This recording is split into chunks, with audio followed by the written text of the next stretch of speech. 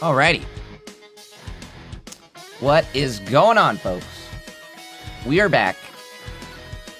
Let's see. Here we go. We're back for Pocket Mad's Invitational number 2. My name's Jade Ankist. We've got the bracket in front of us here. Kind of scroll through the bracket for everybody to see. But it's going to be top 64 today. I did have Nabrix set to join me for casting this morning, but he woke up not feeling good. He was sick. So, instead, we're going to be here. It looks like, again, so we got top 64. I may have Nord join me later on, but he's actually playing in the tournament. He's right here. Top 32.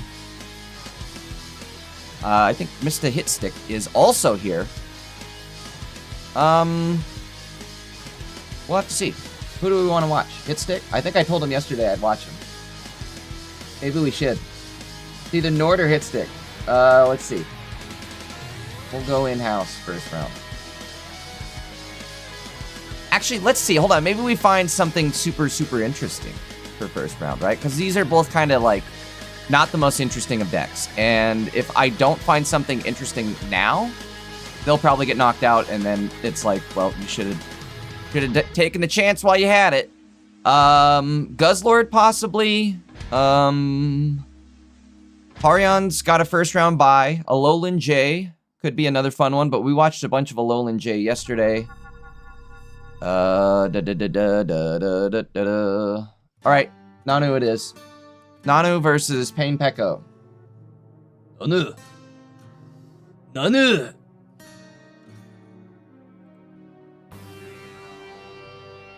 Nani you? Alright, let's see. Let's get the game loaded up here. Trying something a little bit different too today, guys. You see how I kind of have, instead of just going to the full screen window like that, we went and I have it kind of fixed up like that. I'm trying to make some improvements here, alright? I'm not the smartest of people when it comes to OBS, but I try. I try my bestest. Okay, what happened here? Where's my stream at? 1 second. I think Nanu had to reload. Where is he? Every time I join him, he disconnects. What's that about? Now, what the heck?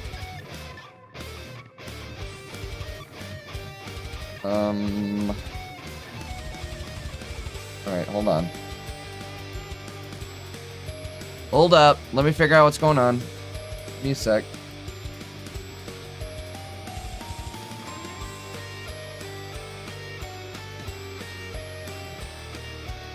No.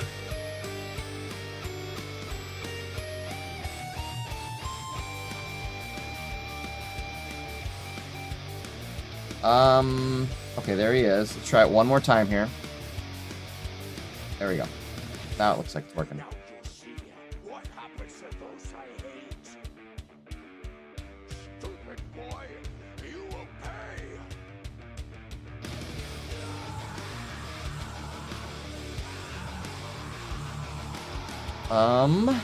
We'll give him just a sec here. There it is. There's the game. Shout out to Nanu for getting this up and running for us. I definitely wanted to watch this one.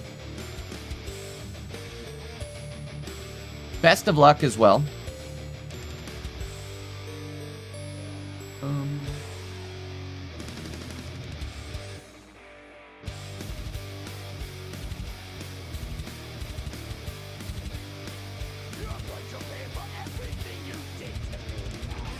Alright, they're searching now. Should be just a sec. Sorry, a little scuffed start this morning. I guess not so scuffed, really. It's just kind of everybody's moving a little slow. Not even me, but everybody. Alright, here we go. They are searching now, so it should be just a moment. I'm working on getting the deck list loaded up for everybody at home. If you guys are just tuning in, don't forget to hit that like button. Definitely helps push these streams in the algorithm. If you're not subbed up to Pocket Mad's YouTube channel, you should definitely be doing that as well. Maddie does drop all sorts of meta level content. In fact, he's going to break down the results of this tournament starting tomorrow. So make sure you guys are there for that. Again, make sure you're subbed up, got notification bells on so you don't miss those videos when they go live. And then my name is Jdankist. I'm sure you guys have heard of me by now, right? If you have ever turned into a Pocket Mats tournament, I'm sure you know who I am. Anyways, my name's Jdankist. I do cast these tournaments every single weekend. I am casting on my Twitch. It's Maddie's YouTube, my Twitch. So if you guys want to head over to Twitch, drop a follow. I would definitely appreciate it. Definitely helps me. I think a little bit later on, too, we'll start getting some... We'll do some, what is it? Like the gambling, essentially. Why am I brain farting on the name? Predictions, that's what it is. We'll do some predictions. In fact, we can do it right now. I'll set it up right now. Head over to the Twitch channel. Make sure you're followed up so you get some channel points, and then we will do some predictions. Who wins? Top 64. Nanu, Guz, or Kane Hecko? Mega Man. Alright, we'll do a 10-minute period. Prediction period. Alright, what's going on here? Something's got to be happening. In my streaming room, there's another player. I don't know how. That's me, dude. That would be me.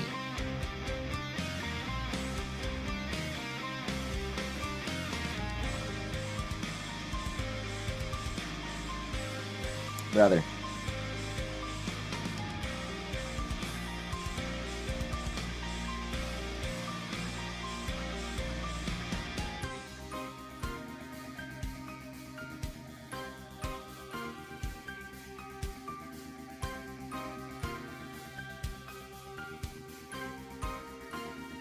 Alright, they found each other. Finally. Here we go, top 64. We've got Pain Pecco versus Nanu.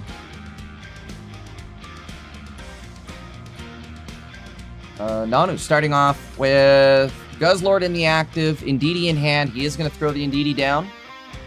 I feel like with the... I don't know, maybe this is a mistake because they do run a Sabrina.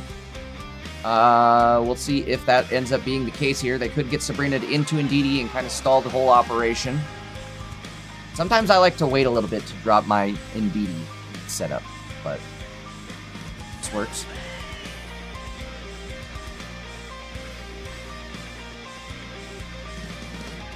Gotta resize the opponent's game here a little bit. There we go.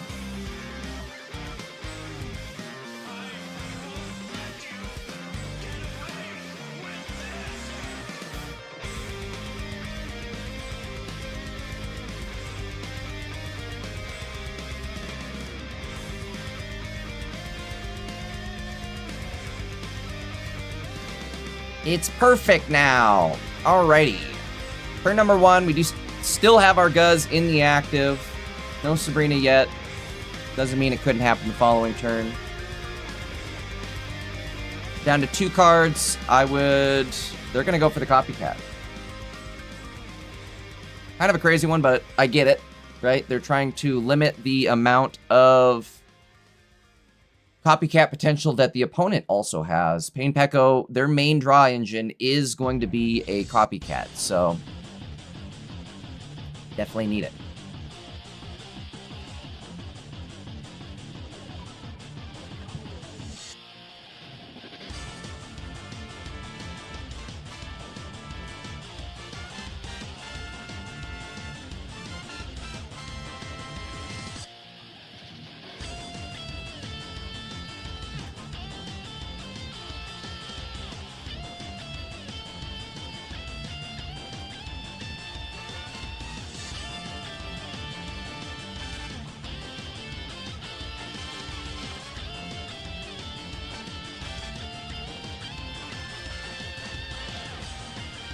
All right, here we go. Grindcore going out. Let's see if we can get some energy off of this. The heads here would be huge. Devastating. That might even, like, lock in the game, honestly.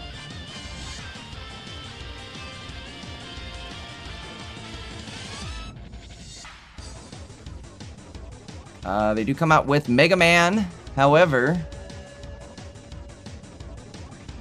not looking so hot. Against this deck, you'll essentially never get the power-up on Manectric, right? Like, I don't ever see a Zeraora plowing through a Guzzlord, especially when you have 2 Indeedis on the bench. This Guzzlord, or excuse me, this Zeraora is doing 10 damage to this Guzzlord every single turn after the heals go off. Nanu does also run a helmet, so if he manages to find a helmet, this Zeraora is going to be doing essentially negative damage, right?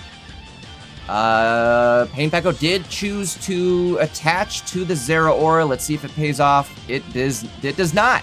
It does not.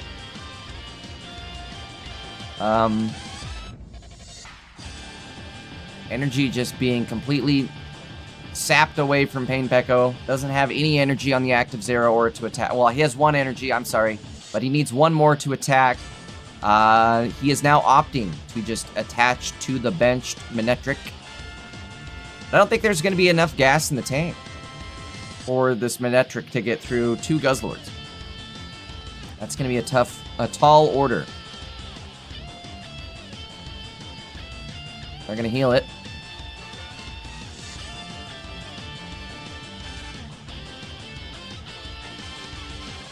Essentially, Nanu, like, ready to go at this point, right? He's got the Lusamine in hand. He has Popsicle now in hand. The only thing he's really missing is that heavy helmet, but doesn't really even need it. We're being real. Go for the 120 hit, get the KO here. He will take 20 damage from the helmet, but I don't think it's going to matter, right? He'll take 80 damage from the Manectric. But Manectric definitely going to have to, I think, even 3-shot this, just due to the Indeedee heals.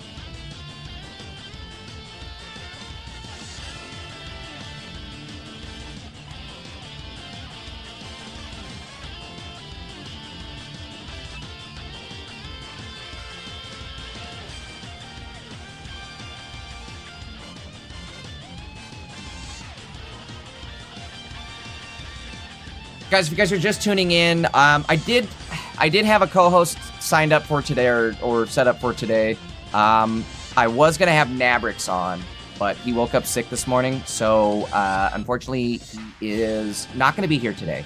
We'll definitely get him on again though in the future. I love having Nabrix on here, but like I said, he wasn't feeling so hot this morning, so he unfortunately couldn't make it. But I may have Nord join us later. He is currently in a run, so once his run ends, we'll see if he wants to tap in and join us. But I did, as far as like having a co-host this weekend, Sek only was able to make it yesterday. He couldn't make it today. He had to work. Very sad. I keep telling him one of these weekends, whenever he like doesn't have to work on Saturday, Sunday, we'll have to try to figure something out, because it would be nice to get him on for like a whole weekend, right? And then as far as Tilly goes, I tried to get Tilly on this weekend, but he was busy this weekend as well. And we got to talking, and I think actually this isn't the best weekend to have him on. We're talking about maybe during the new set. That's the plan, is maybe once the new set drops, we'll get Tilly on here. So keep your hopes up. Mine are up. I got my hopes up. All right, game number 2 starting off here.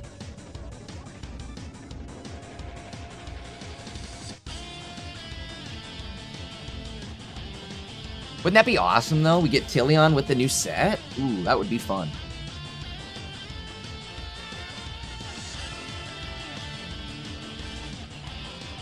All right, like I said, game number 2 starting off right now. We've got Guzzlord in the active again. I do see a helmet in the hand, as well as a couple popsicles.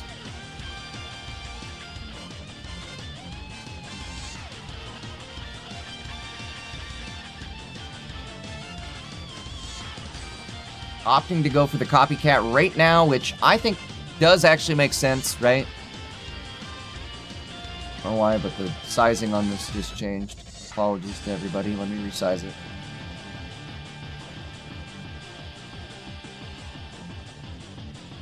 There we go. All right.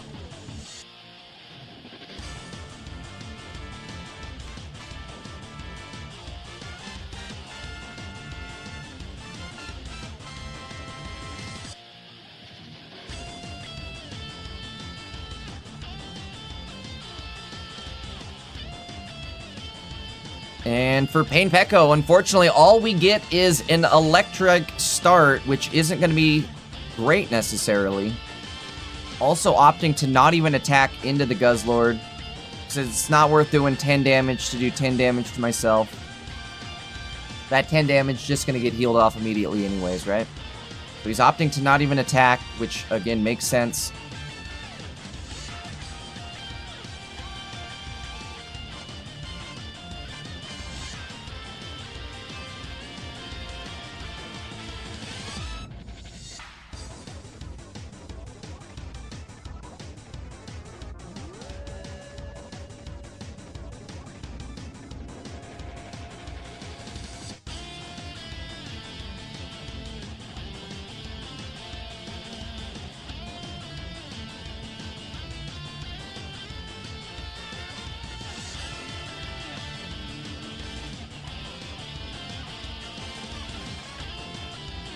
Right, we miffed the coin flip.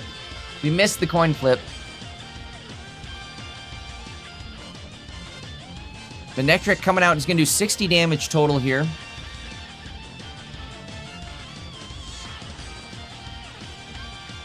Let's see what we find. Our second Indeedee, that's going to be big.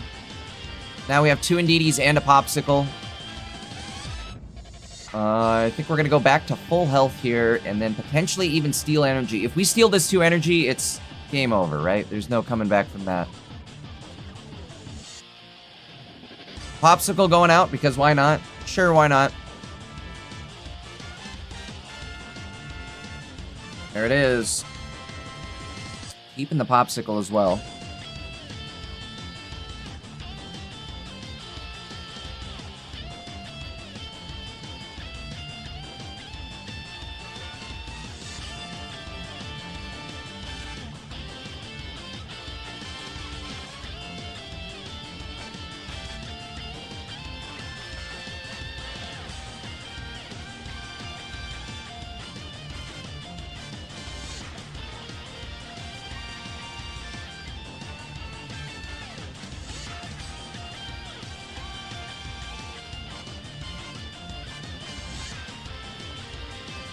All right, 60 damage going out again, but it's all getting healed right back off.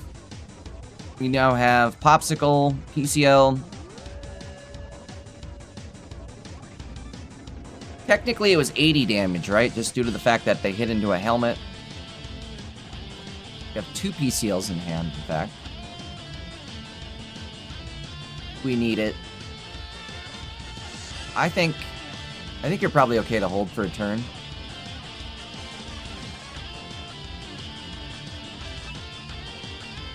Wait, what?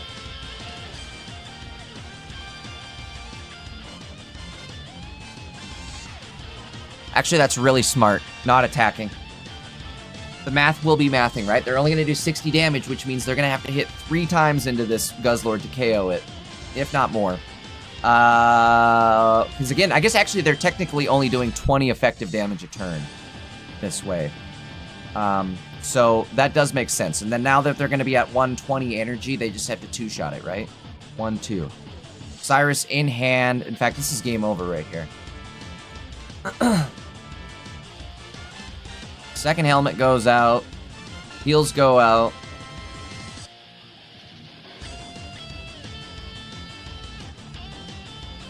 All we gotta do is heal. You know what? I have the game marked wrong. Sorry, everybody. It's early. Oh, my dog's barking at me, too. Give me 1 second here. I gotta go let my dog up. Hold on 1 second.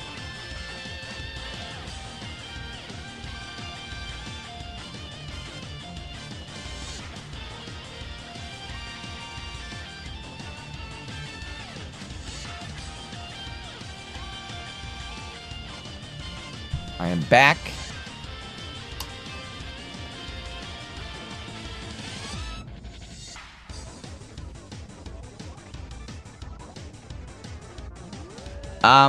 Unfortunately, I think, again, this game is pretty much all but over. Pain Pecco doesn't have any sort of hand disruption.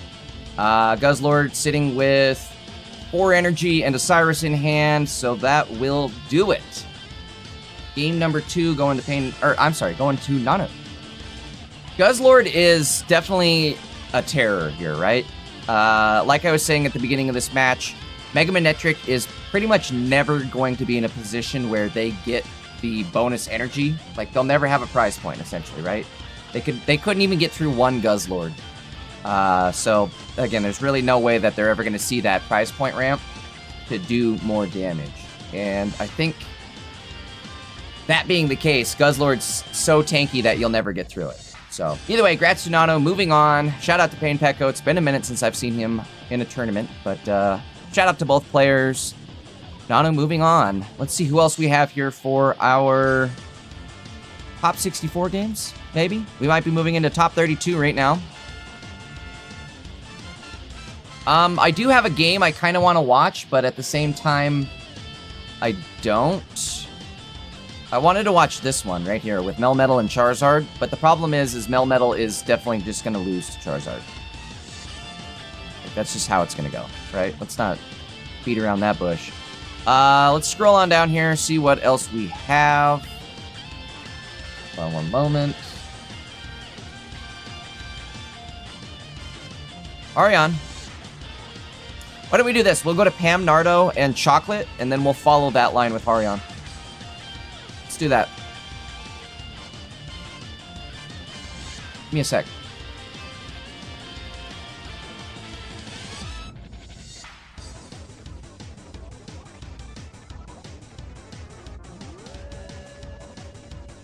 Yell at my dog. Who am I looking for? Pam, Nardo, or Chocolate? Magma Chocolate. Nardo.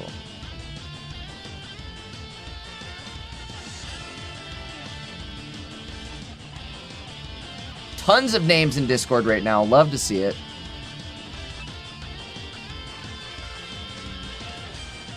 Alright, where are they at?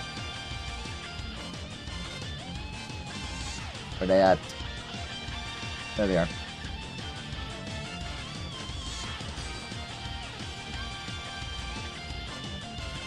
Oh, you know what? I think they might be done. Hold on. Refresh the page. Let's find out. There it is. Arion and Chocolate. Okay, I like that. All right, I'll show you guys what I'm looking at. Oh, you guys see it. Right there. Arion, Chocolate. Okay, that's what we're doing then. Question is, do we want to stay here or do we want to go to Harion's point of view?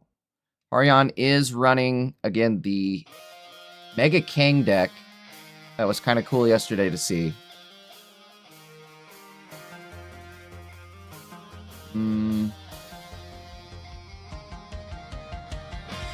think we'll stay here.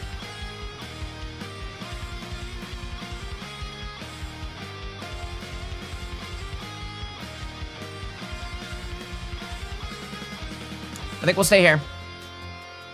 All right, let me get everything up and running here.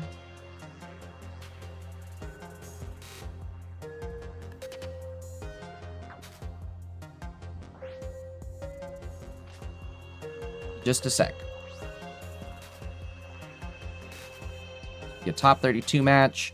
Again, guys, I'm rocking solo for now, but there's a chance I'll have Nord join me later. He is currently in the tournament as well, so shout out to Nord. Good luck on his run. We'll see if he joins us, I guess, right? Okay.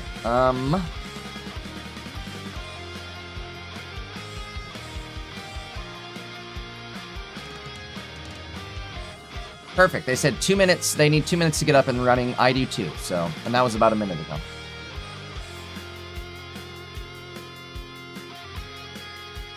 Let's get the deck list all built up here.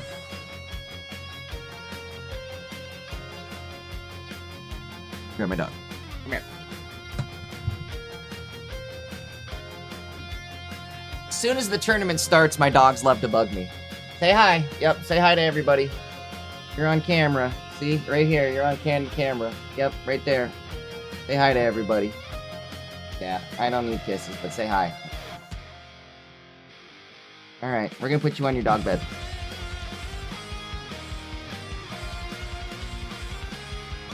He sits right here, right next to me.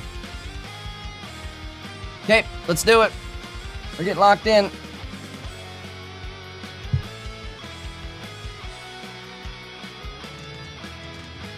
Again, it sounded like they needed just a sec to get up and running, which is okay with me because I do too. I do as well.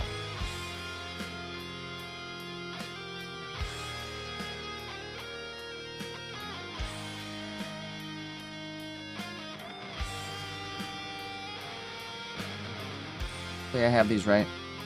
Looks like I do. Looks like both players are searching now as well, so game should be up here any moment.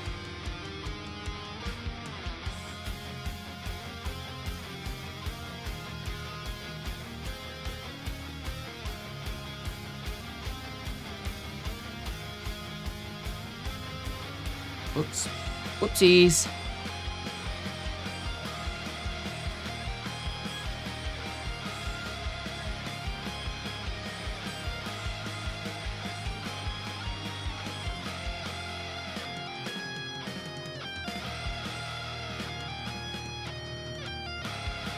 Here we go.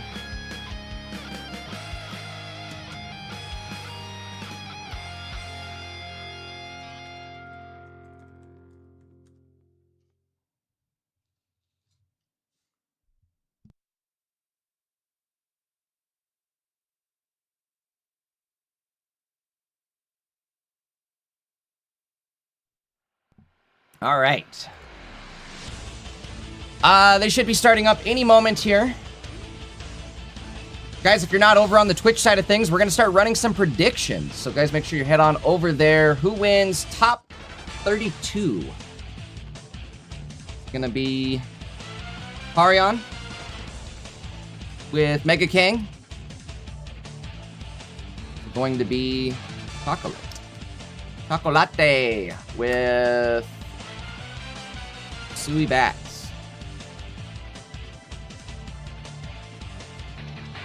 All right, go start your predictions now. It's up on the Twitch page. Just got to drop a follow, get some channel points going, and then drop your prediction in chat.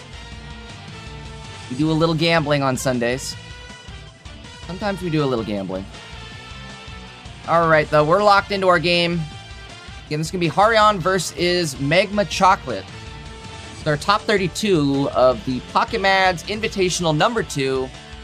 $100 prize pool on the line. My name's Jade Ankist. I'm casting this today. Well, we're casting solo, but it's all right.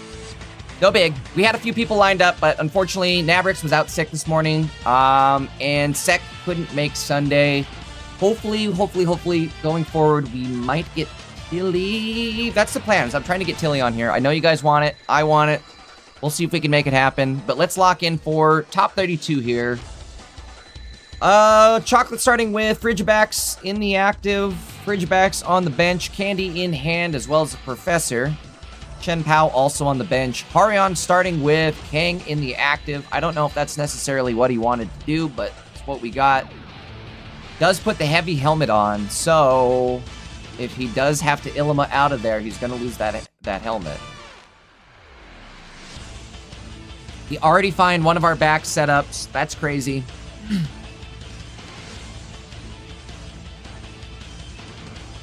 Backs against the wall.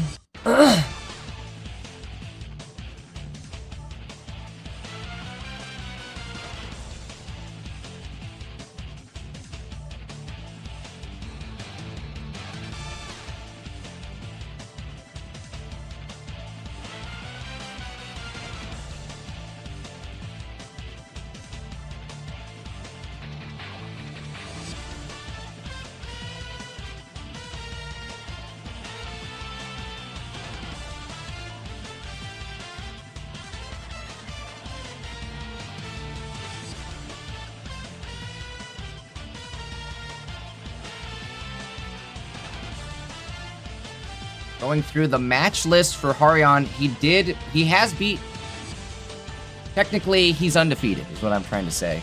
And he has beat a Suicune Excalibur. We'll have to see how he handles this.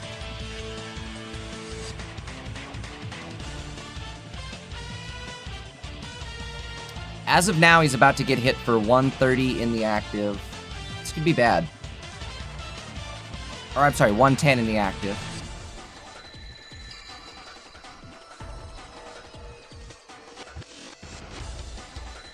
Kind of scary, though, right? Without a boat, you're going to dump all your energy, and then what?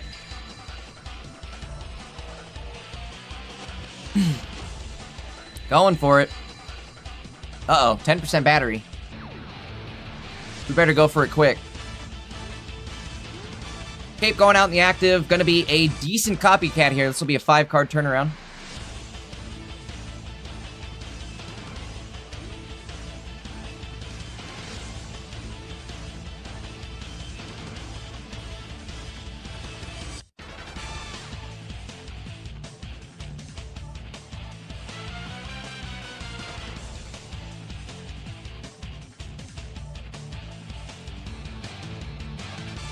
Again, I see chat going off on this deck. Again, reminder, guys, Harion is undefeated with this deck list. People are wondering why there's the 1 prize point Snorlax. I'm going to say that's our Oricorio handler, right? That's for dealing with Oricorios. This might be game over, though, right? If they have Chen Pao double backs already ready to go in the active, this is not looking hot. Miracle Pop could happen, though. Let's see what we got here. Do run 1 Popsicle, 1 PCL. Ay, ay, ay, ay, ay. All right. Do we have a red? We've got an Indeedee. Indeedee we do.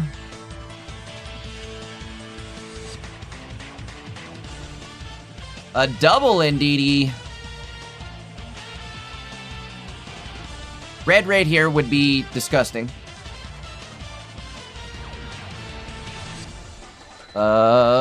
Doesn't look like it's gonna happen, though. No red.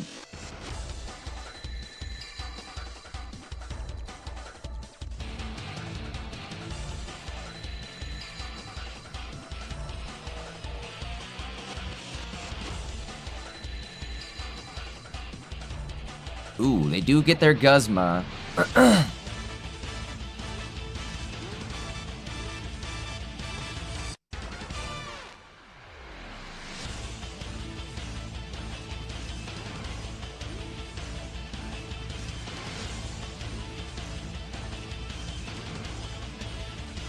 Kang's gonna have to... boy, this is getting a little scary here. I don't know how the math be mathin' on this, so we're gonna hit into Chen Pao. I don't know where Chocolate's gonna choose to go after that. I would assume Suicune, but it could be a Bax. Okay, here we go. Buckle up, folks. I think that means we have to get above 100 damage. Let's see. No, I'm sorry. 80 damage, I think, is where we've got to get above. Dang, not gonna happen. All right, game 1. Going to chocolate. I'm gonna say not an ideal start for Harion here. We'll have to see. Maybe he can overcome that, but it did look like chocolate got their Baxcaliburs set up, I mean, right away, right? Right away. There's a chance, though, Harion wins this by Chocolate's battery dying, right? Chocolate at less than 10% battery life.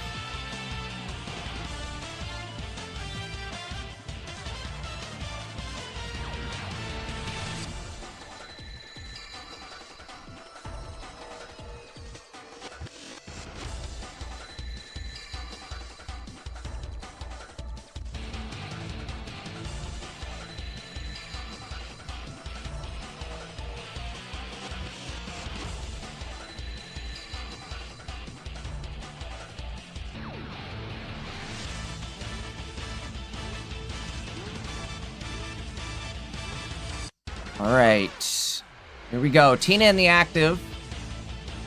Harion going first.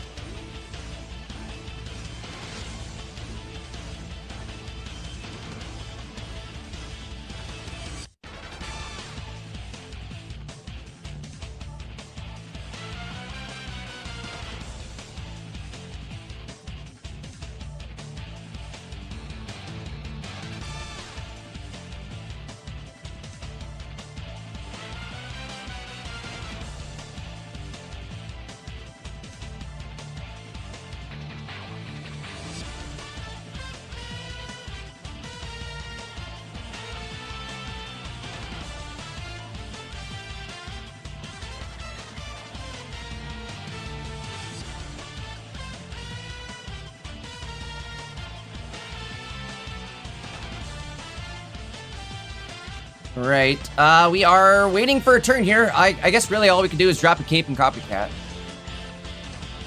But no Frigibacks this game, so this could be a definitely different looking game. Maybe not, I guess we have a copycat still, so let's see what happens here.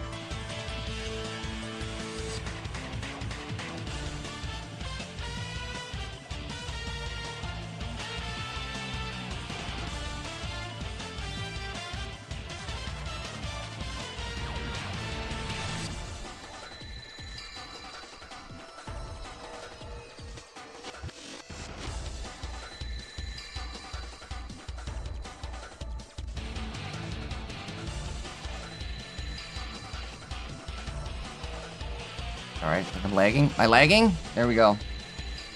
Weird little lag out there. Back on Harion's end.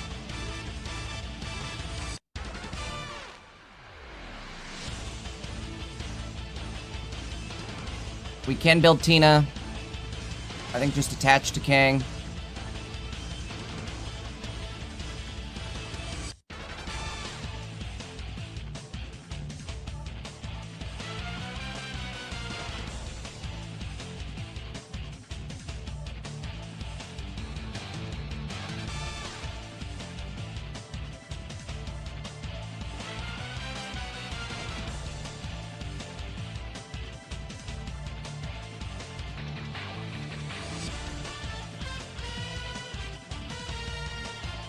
Okay, blocking back in on the game. We do find our Baxcalibur, which is crazy. This might actually be game over for Harion.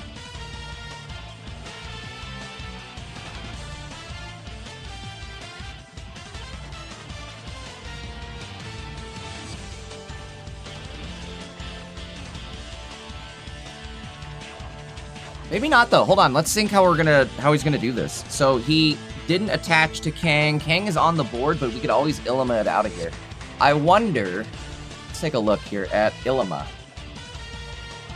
Hello, Prelux raid. Welcome on in, folks. Big shout out to Prelux.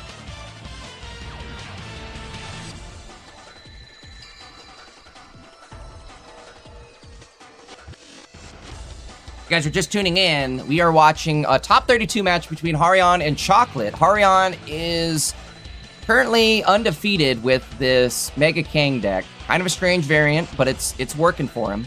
On the opposite end, we have Sui Bax. Chocolate currently up a game. Again, this is top 32. There's our red. Oh, this is huge. This is huge. So we get the KO here. Wait a minute. It's not over yet, folks. Check this play out. I think he self-KOs by attacking, but that's okay, right? We do have Kang on the bench. We get rid of Chen Pao.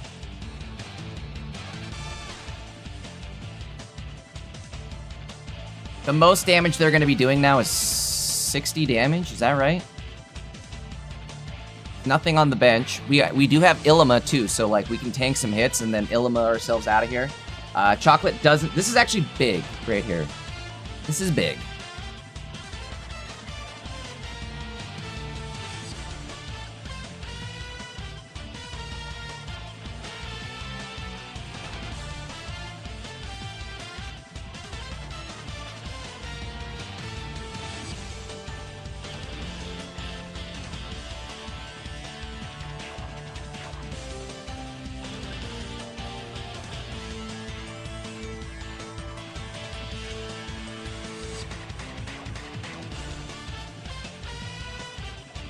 All right. 40 damage. We don't even have another basic.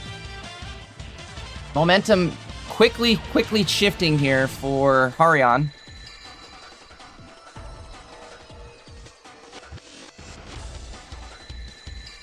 Oh, this is big. We can just tank the active Kang and then get rid of it with Illimo when we're ready. Not only that, but Chocolate doesn't have any more leap over tech. He doesn't have a Sabrina, doesn't even have a Cyrus, actually. So we are kind of stuck, just trying to plow through whatever's in the active. But we all know what's about to happen here.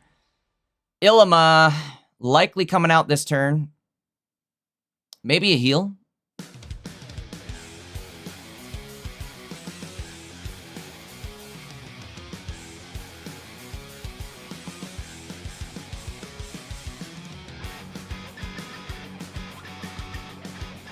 I think he lives with just a PC. Oh, interesting.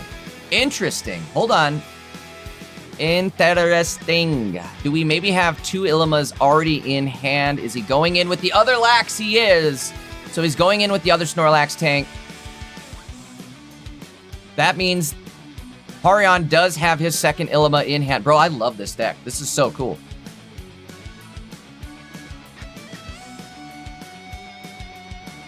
Doesn't really matter what he goes in with. Gonna be in trouble no matter what.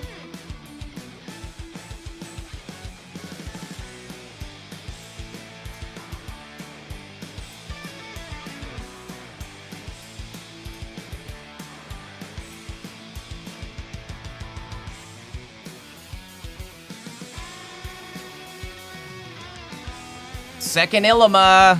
All right, I like it. I don't know about you guys, but I like it. We're going to hit for 120 here.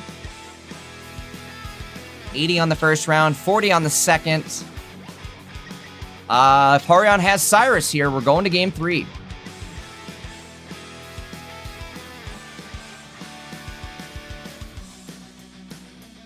Coming down to this. I guess Harion needs either Cyrus or a heal to win this. Gonna be sitting at 90 HP exactly. Here we go, finger on the trigger. And there it is. Game number 3 coming up. Yo, I love this. I love this.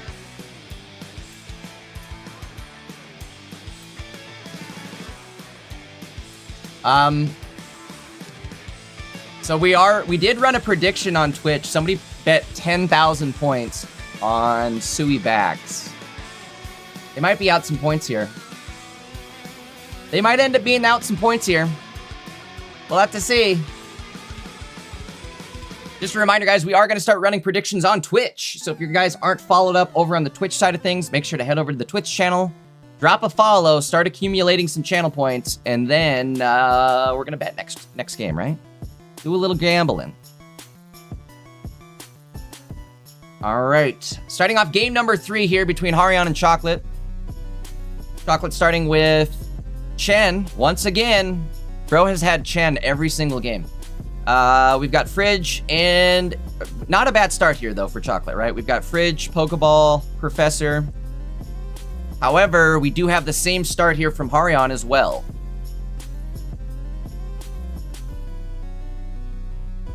Sort of the same start, I guess. Harion is going second. All right, well, we already have a Fridge ready to go. That is crazy.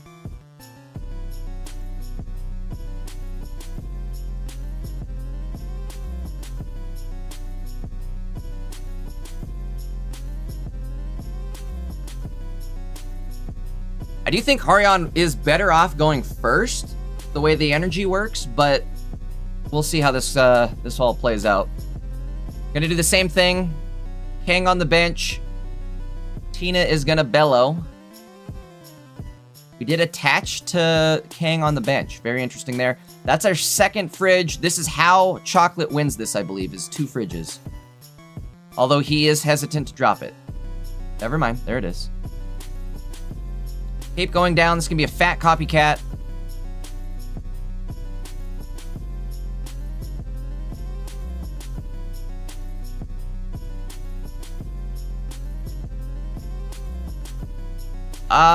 If this hits a Fridge setup, Harion is in trouble. Whoa, we dodged it. We dodged it.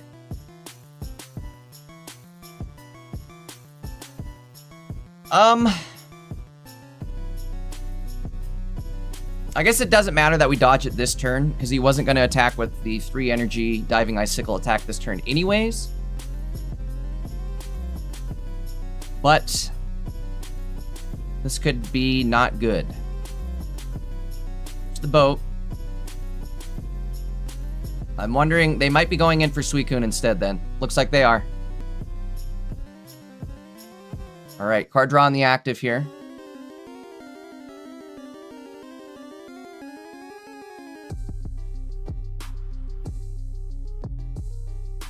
Harion getting super lucky with those candies and Baxcaliburs living at the bottom of the deck, it looks like. Mega Kang ready to rock the following turn. There we go. The double Fridge. Just what everybody didn't want to see, I suppose, right? Question is, where are they going to attack?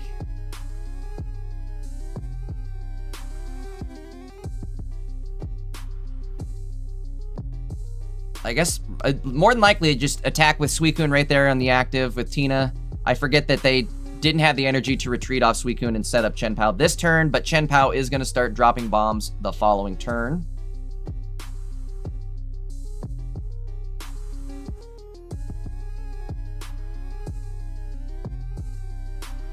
I think with red, do we hit for 160 still? Is that right? You'd hit for 100 plus 60. Yeah, 160. Harion wins with red. Does he have it? He has it in the deck, but I haven't seen it be played. Well, not this game or the last game, I don't feel like.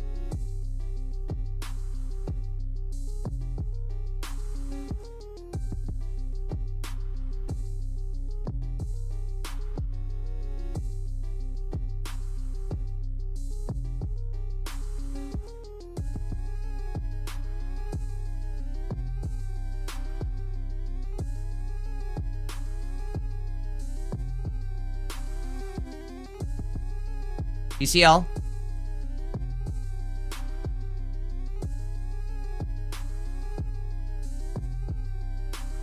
They're gonna bellow. Okay. Interesting tactic, but again, it kind of puts Chocolate in a tough spot here. I do think that was a good play. Let's see how they're going to go about this. They have to either attack with Chen Pao to knock out Giratina or attack with Chen Pao to do some damage to Mega Kang.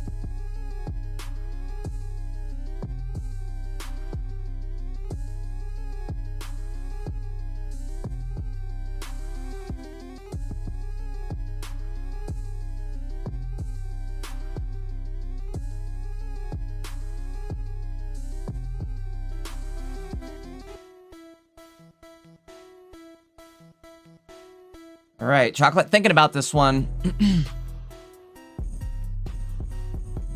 Tough spot to be in. This is definitely kind of a tricky situation. I feel like if you make the wrong move here, you're going to lock yourself out from the win, from the dubski.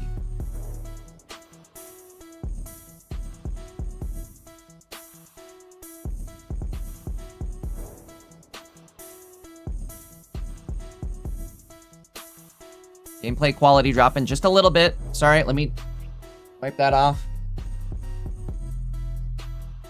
Do I look like I know what a JPEG is?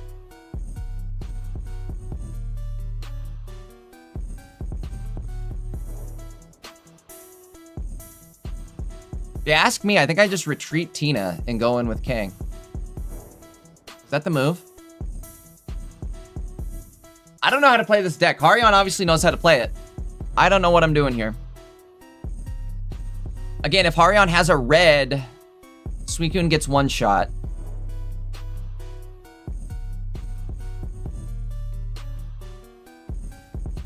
But does he have the red?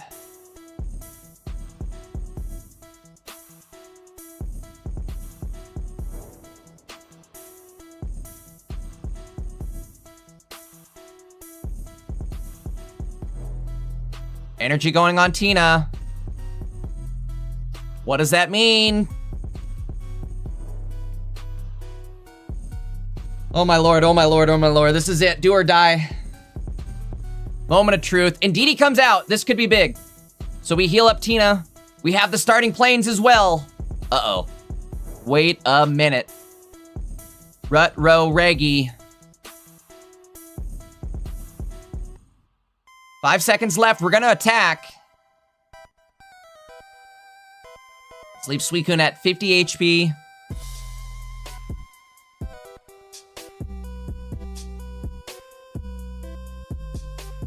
And Kang sits there with 200 health, ready to attack. Interesting play here from Harion, but I like it. Very scary. I don't know who's going to win this, honestly.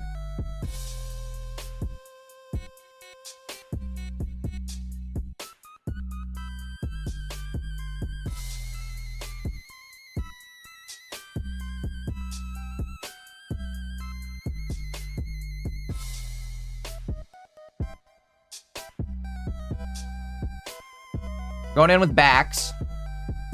I think they're just going to get the KO on Tina with Bax, which makes sense to me. We're on a clock now. Definitely on a timer.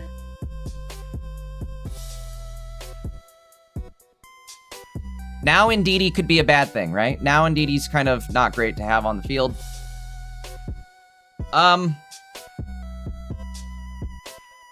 I don't know if Harion should Cyrus here, or... I think he should. I think you Cyrus here, and then save your red for when Chen Pao comes into the active. Alright, he's got this. He's got this. Hold on.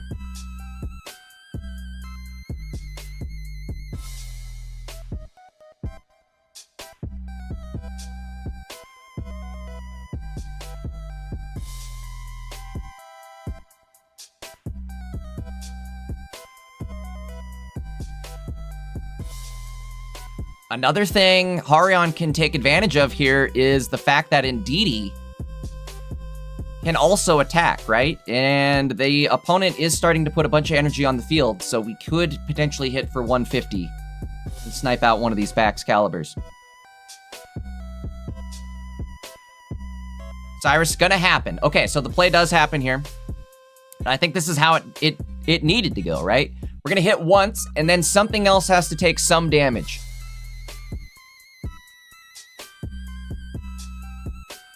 Interesting play, but again, I think I like it. This makes it so that that Mega King in the active... Oh, dude, I think Harion has this. So if he has red in hand, Chen Pao goes down.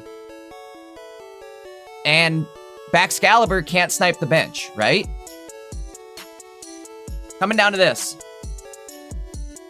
Oh, wait. No way. They put Chen Pao in the active. Hold on.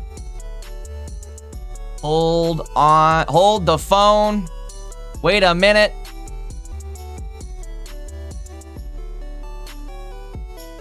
They have to go in with the Baxcalibur, though, right?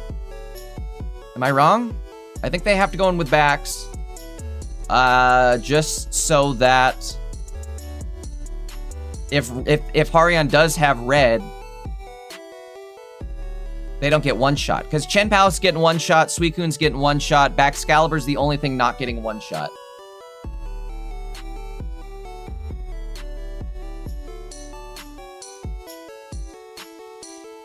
Alright, here we go. Coming down to this.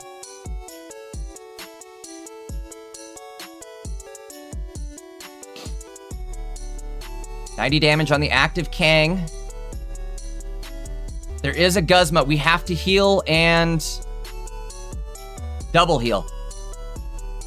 There it is. We're safe.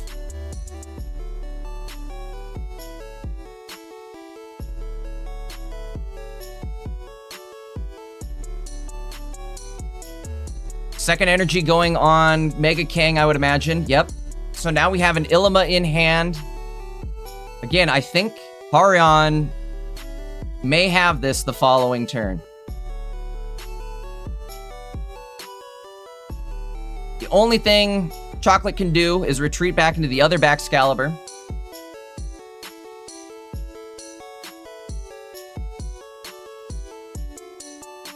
But even then, I don't think that's enough. Or he could go Suicune. I guess Suicune Cape also works, right? Oh, no way! That's it! That's it, folks! I think Chocolate realized it was a losing battle. Wow. Harion remains undefeated going into top 16 with Mega Kang. Bro, nobody had faith in this deck. I'm gonna say that right now. Nobody had faith. Chat was totally against this. The predictions on Twitch, nobody voted for this. Literally not a single soul voted for this. Wow.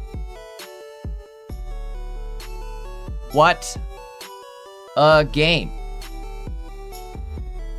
Okay, I guess let's take a look here and see what is next.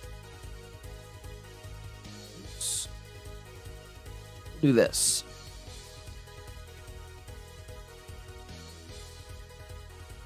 All right, so Nord is waiting for his top 16 match. Shout out to Nord. He's in top 16. Let's go, boy. All right, 7 Earless. Also in top 16. That might be one to watch. Momo. Go. Oh, no, wait. We've got to do this one. Harion Alolan J. It's the rematch. We have to watch. Oh, no, wait. This is where Harion loses. What do you guys think? Do we stay here? This is the rematch. It's either here or Charizard. Right? I say we stay here. We got to do it. Where's Alolan J? Oh, no, he just dipped out. Where did he go? Give me a sec. Let me get this set up. 1 sec.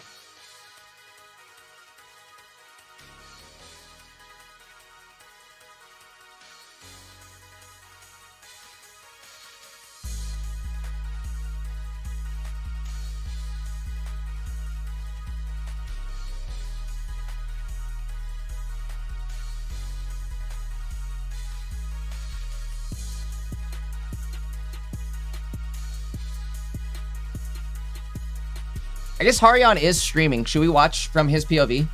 Let's do that.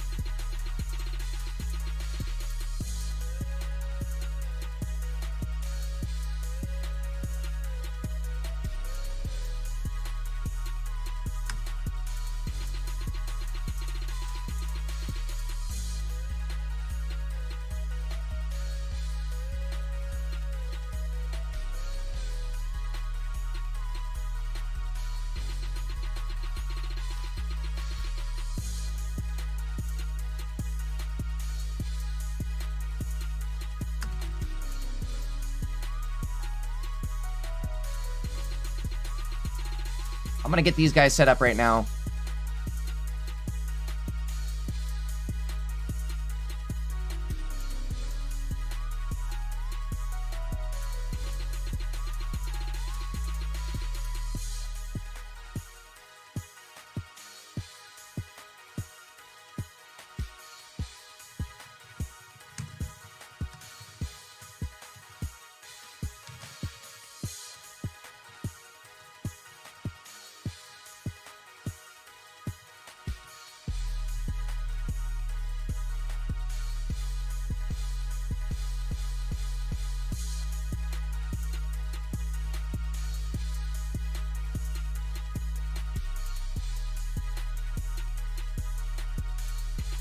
Sorry, guys. Let me get the next match set up here. It'll be just a moment. You know how I am. Whenever I start typing, I tunnel vision.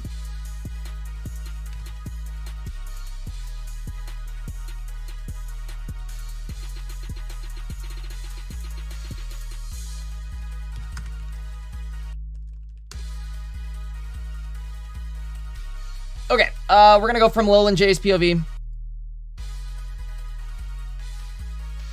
I asked Haryana if he could stream his, but I don't know if it's going to be necessarily the best quality, it sounds like. So we'll just stick with a Lowland J. I know J's got great quality gameplay, so we'll stick there. Not only that, but then I don't have to change over the deck list, right? Let's go like this. Haryana up top. I can't believe that. Undefeated. Going up against a Lowland J. Check out Jay's deck list.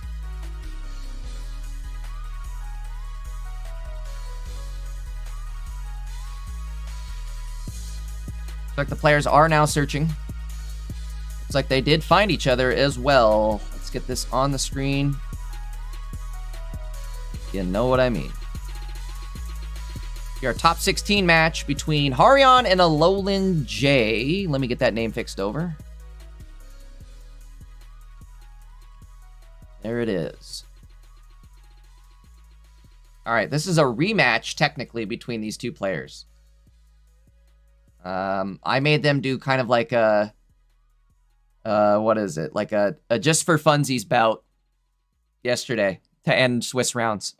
And, all I'm going to say is a Lowland J won it. Ooh, let's do this. We're going to get the Twitch... we'll get the Twitch, what is it? Predictions out. Mega Kang. Uh-oh, some people are losing some points on that last one. Start prediction. Who wins top 16? Haryan, Mega Kang, or a Lowland J with Chandelure?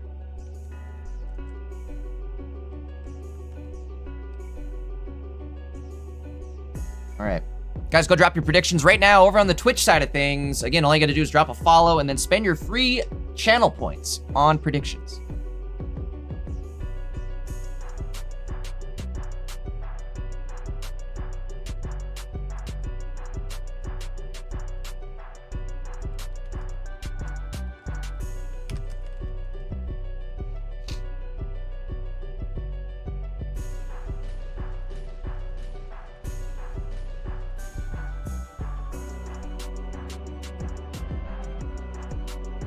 All right. Let's see what we do here.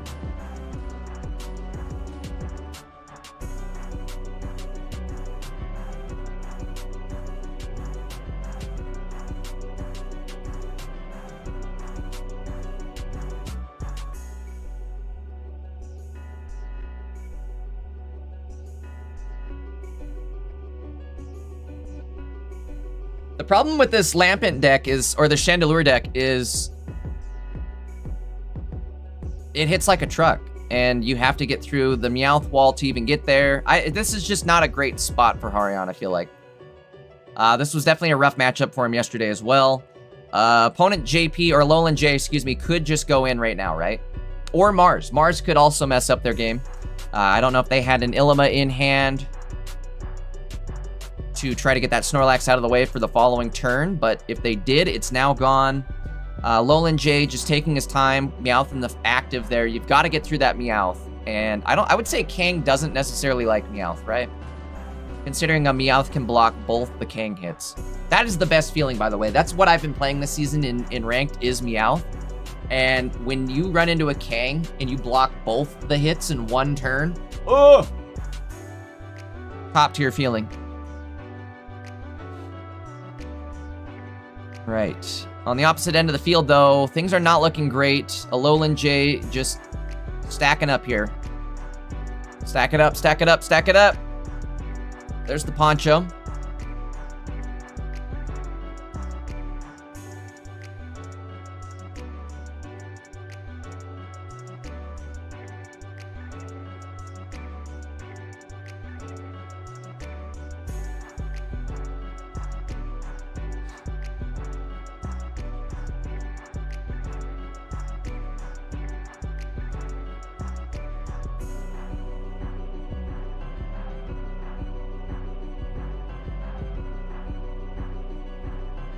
Alright, again, Meowth just sticking in the active, because why not?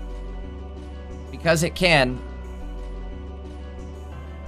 If we have an Illiman now, we might be okay. Maybe. Otherwise, this just ends with, like, the inevitable nuke. We're already hitting for 140. Oh, this is so not good. I'm wondering, it looks like Harion must have lost that their Illima when they got red carded, or Mars card.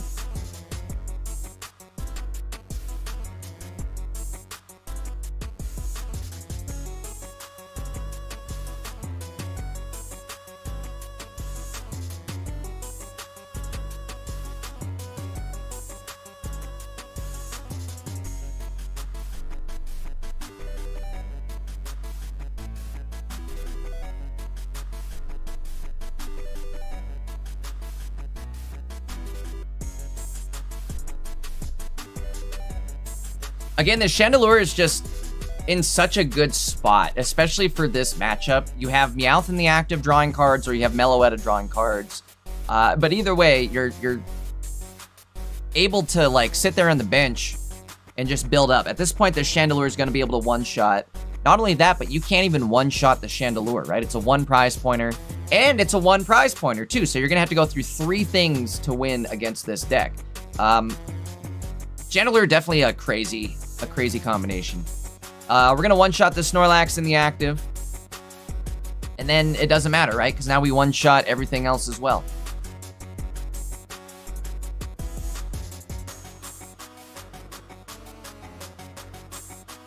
All right, game 1 going to Alolan J.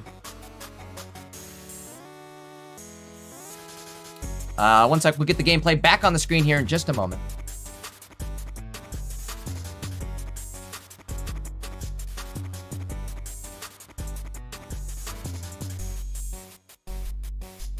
We'll see if we can maybe get a better start than that for Harion. If he's able to rush, he might have this, right? Like, imagine we have a Kang in the active, a Tina on the bench, and we can Dawn turn 2 or something like that and just start attacking. That might be how we get this, is just a full-on rush.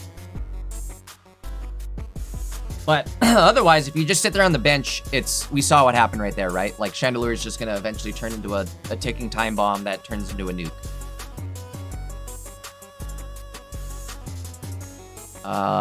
They're searching now, so it'll be just a moment till we get the gameplay back on the screen.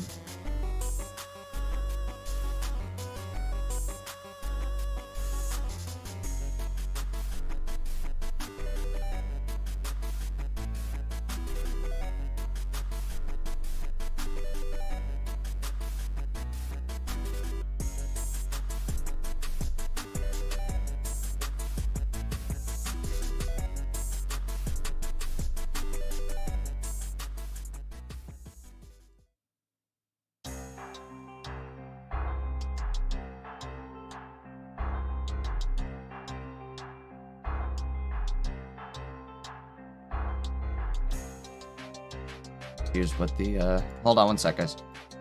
Checking something in the background. There we go.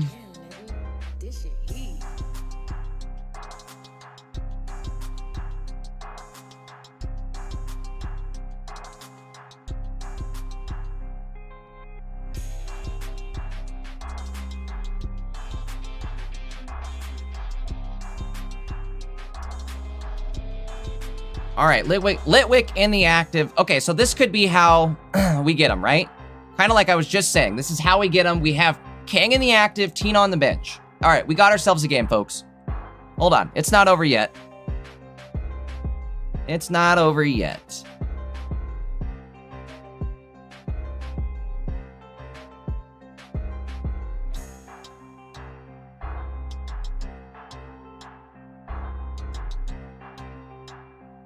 Harion gonna be definitely up energy this game.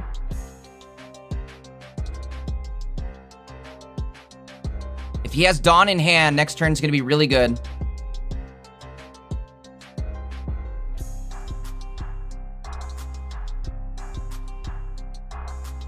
The Chandelure, he is ready to go.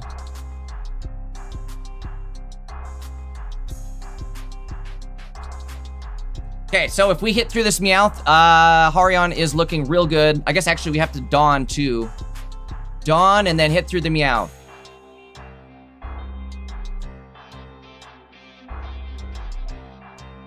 So our other Mega K. Oh, Dawn. Well, gosh darn it. Gosh darn it. Dawn, there's no Dawn.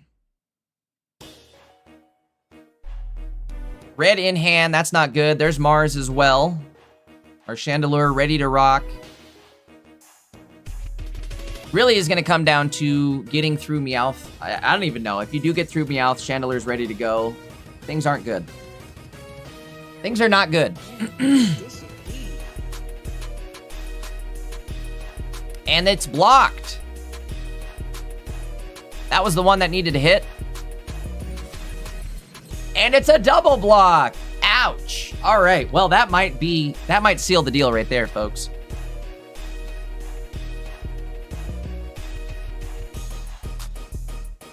I mean, doesn't matter. You play anything, you're just building up the nuke, right? Building up the damage.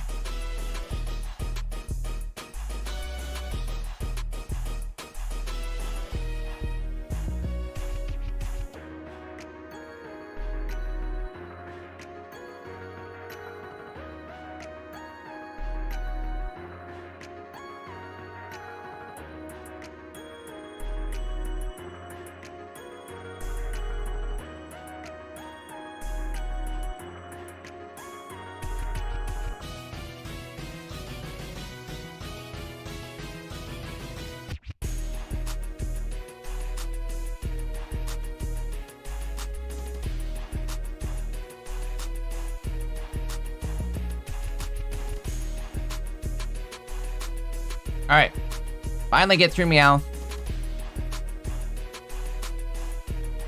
Something else is gonna have to take some damage here too.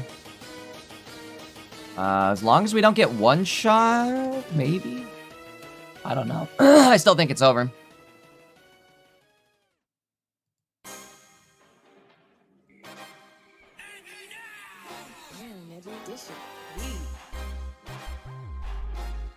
Did opt to go in with their Chandelure, though. Interesting. Okay. Is it over with Mars? Or Red, excuse me? No, it's not. Hold on. Wait a minute. Hold on. This isn't fully over yet. We are gonna hit for 160.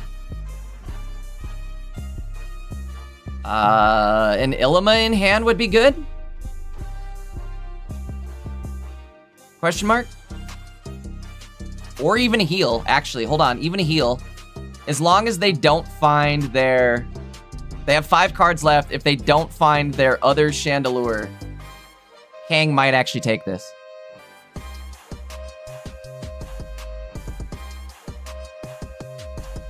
Indeedee could go down. I mean, Harion definitely not giving up here, right?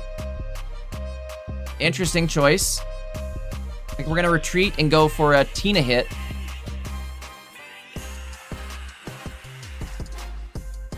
Tina, what do you got? Illima, okay. Illima going now.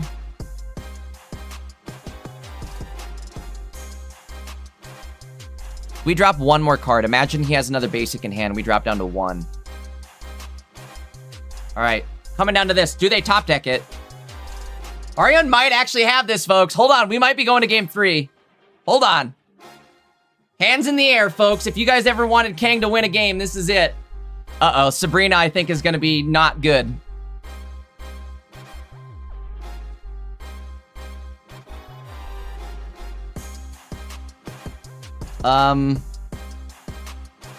Again, Sabrina not going to be good because they're not going to take any damage here.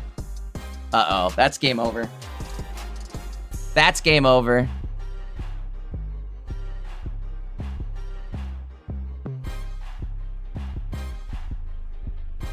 Uh-oh. Does Harion have a Sabrina? They don't.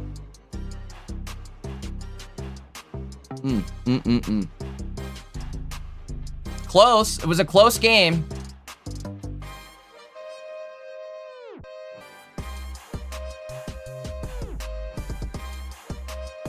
Ah, man. Imagine that Meowth didn't block those hits. Imagine Meowth didn't block. Well, there it is. Alolan J moving on, which I shouldn't be bummed about. I do love Alolan J, and this is a fun deck list too, but I am just bummed to see Kang get taken out. That was a really fun deck list to watch. Crazy game there, man. Wow.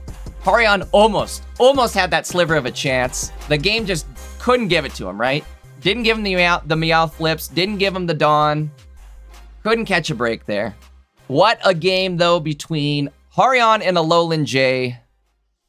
Grats to Jay for moving on. Harion, thank you for the show. We all appreciate it. All right. Let's see what we have next year. 7 Earless, Sora. Are they still going? Let's see what's up. Oh no, I think Nord's out. Nord, are you out? No, Nord's in game right now. Let's watch Nord. Let's do that.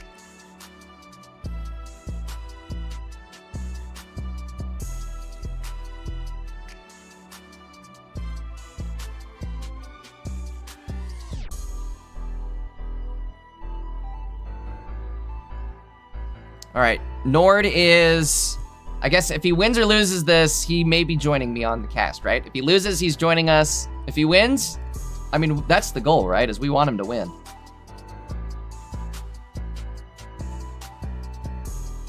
All right, let me get the deck list and everything all set up here.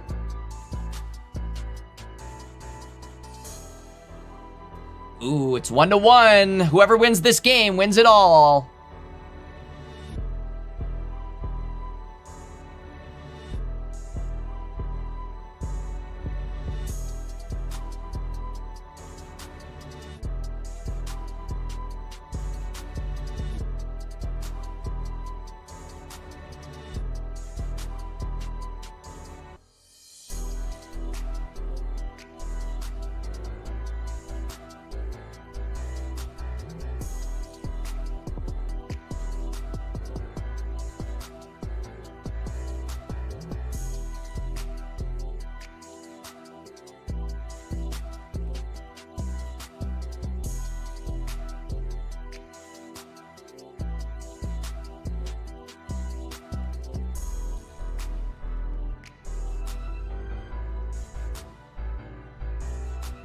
All right, checking the state of the game now. Nord discarding a copycat, but the opponent does have a Mega Manectric ready to go.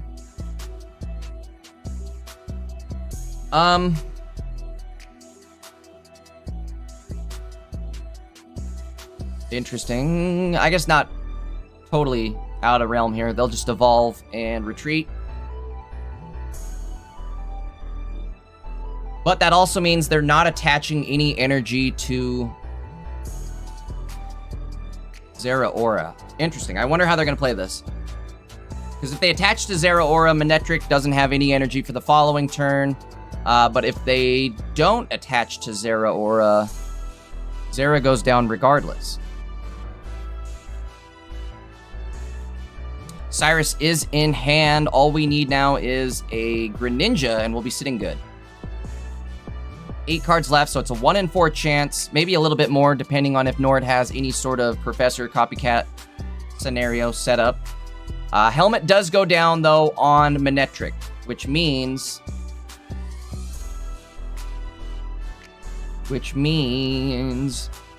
Nord's going to have a hard time attacking into him. Nord doesn't run any sort of healing either. It's going to be scary. He's going to be down to 30 HP after he takes out the Zera. Can't find a single Pokeball, or excuse me, a single candy, or even a Greninja. That objectively put him in a worse position than he was in. Oh no. Is that a game-losing copycat? That was incredibly detrimental there. Let's see if we can steal either Sabrina or Cyrus. Definitely need to steal a Cyrus if we haven't already. Let's hope there's one sitting there in hand. Because if not, you might be in trouble. Only good news here is the opponent has no energy, so they can't attack this turn. Actually, no, they can attack this turn. With Electrike. But if they do decide to attack with Electrike, they'll put themselves in the active with a Pokemon that can get one shot. So they can't do that. Poncho going on the bench.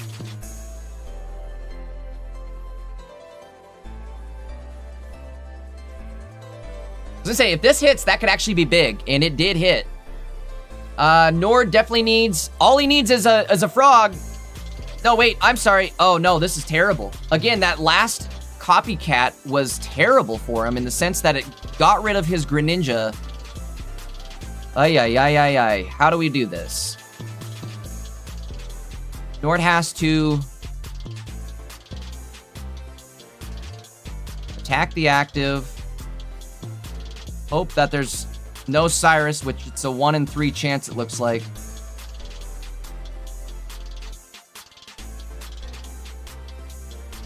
He's got Cyrus. All we need to do is live for 1 turn. If we dodge the Cyrus, Nord wins. Did the opponent just top deck a Cyrus? Doesn't look like it. There's their other Mega Man. Uh-oh, wait. Maybe they didn't win.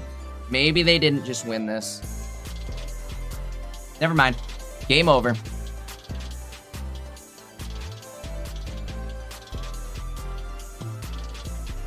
$80 damage going out.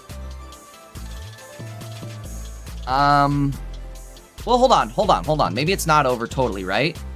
So here's what we do. Miss our other Greninja. Is that seriously bottom deck? No way that's bottom deck. Oh, he's mad. It's bottom deck! Oh, no! Oh, no.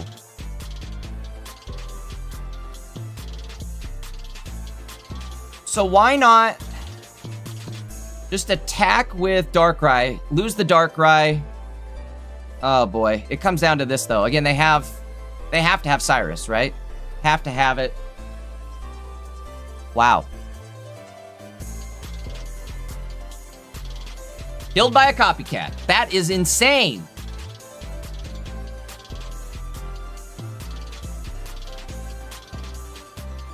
Well, I guess we'll have Nord join us here on the cast. Nord, what a game. That was close, dude. Super close. Again, that killer copycat.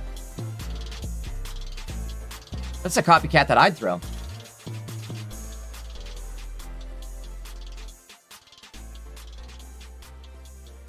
All right, let me see what we have going on here.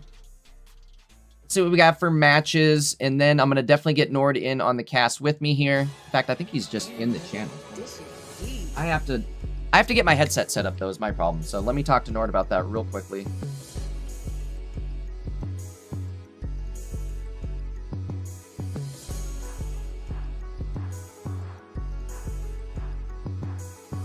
I mean, he doesn't have to join me either. That's also a possibility, right? He might need a second.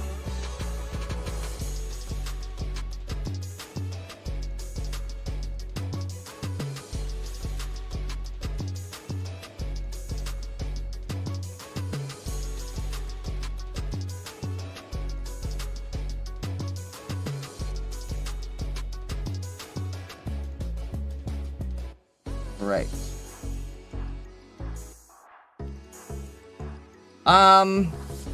Let's get the pairings up here. We'll see what we can find. Alolan J sits waiting. Ivy fasting up against Takahiro. That might be a good one to watch. Momo made it into top 8. 7 Earless and Sora. Let's finish 7 Earless Sora. Okay, it sounds like Nord might join us in about 5 minutes, which would be about perfect.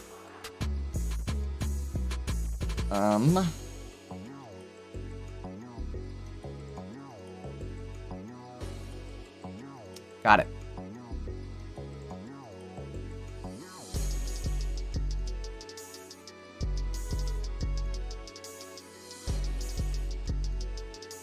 I keep saying 7 Earless. It's actually Fearless. But it looks like 7 Earless. Let's see what is going on in this game. Things could be bad.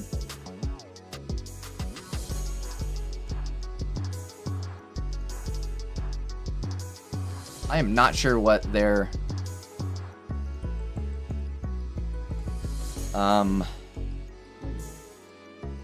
call here, I guess. Sort of.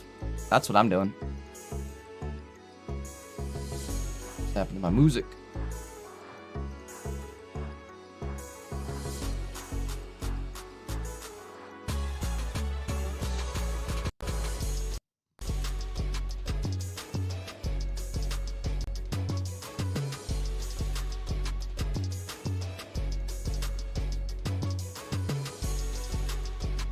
All right, so they're attacking as long as they don't have Cyrus in hand, which I'm guessing they do, right? There's probably a Cyrus sitting there in hand, but we don't know. We just tuned in. No Cyrus, I think they have this, honestly.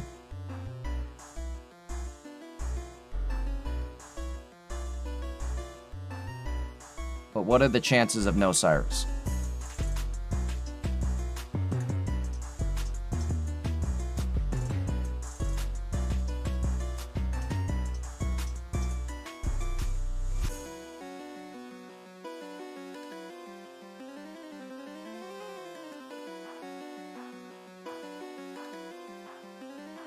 There it is.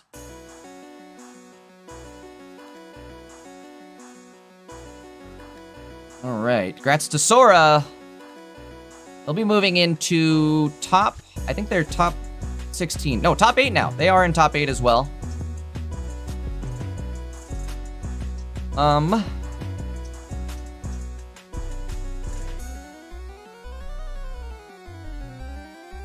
Take one more look at the bracket here. So this might be the match we go to next, just because then we can go right into Alolan J and kind of follow that line. That might not be a bad one. Otherwise, we're looking at something like Steelix decks, which Steelix decks are kind of boring, right? Let's be real. Kind of boring. I don't hate them, but kind of boring. I know chat was saying Chandelure's kind of boring too, but Chandelure's fun in the sense that it's a giant nuke about to go off. That's the part I like. Let's see what's going on with Yggdrasil and Binka.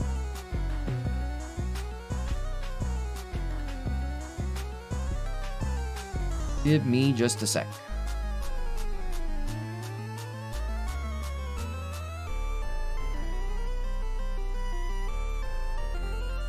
Okay, looks like they're just now in game 3, so let's throw this up. As soon as I find them, there they are.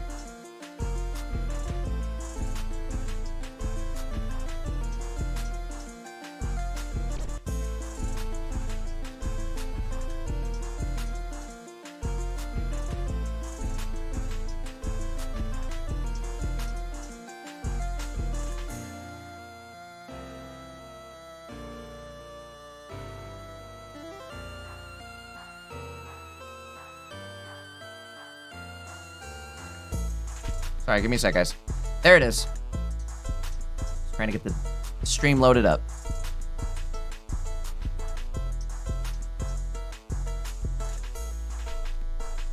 Here we go.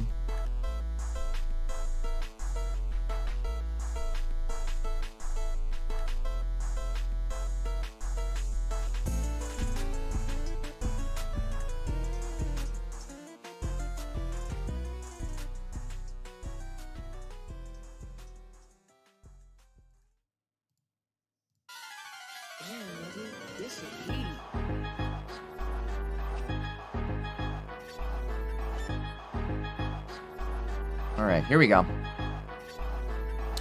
Deck lists are up.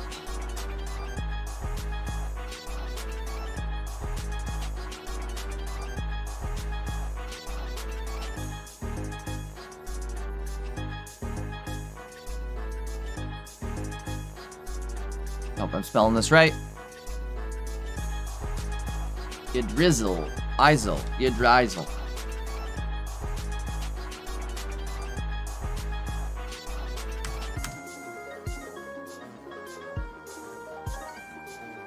All right, there we go. Deck lists are now current, as well as their names. Let's see how this game unfolds. Yggdrasil looking pretty darn good right about now, though. They do have a second frog on the field, a second candy in hand, and actually they're going to KO this active one. Oh, this is game over. Oh, this is game over. Wowzer, what a start.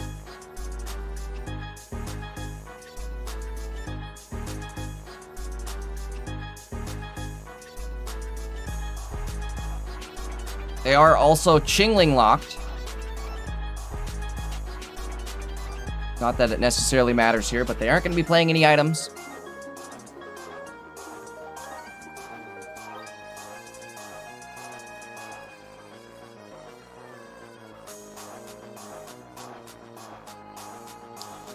Reminder, guys, if you haven't yet hit that like button on the stream, make sure to do that.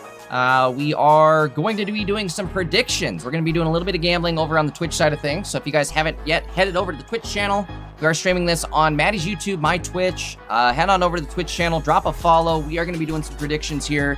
As soon as we have a fresh round start up, we'll load up some predictions, let you guys spend your channel points, gamble in a little bit of a fun way, right? All right. Hate to say it, but this game not looking so hot here for Binka.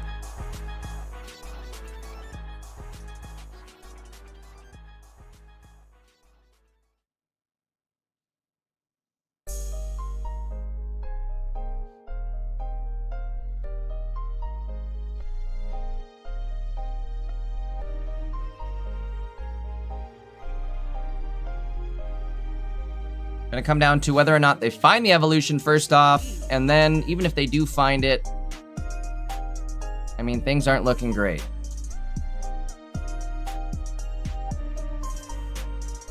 Okay, PCL does help.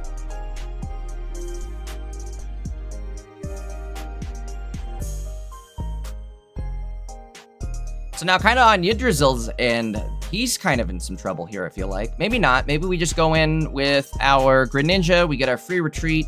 We can go into Chingling. I don't think we're going to be able to get the trail going here. Only 2 cards left in deck anyways. Which means we're for sure getting our Greninja sitting at the very bottom of the deck. Absolutely crazy was hiding there.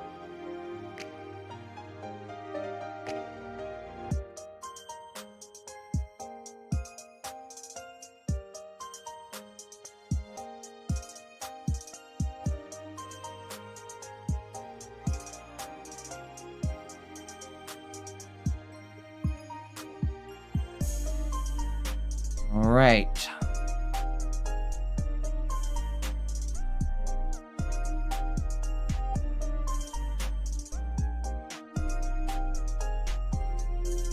Well, with that helmet, we actually, I mean, what a turn that turned into, right?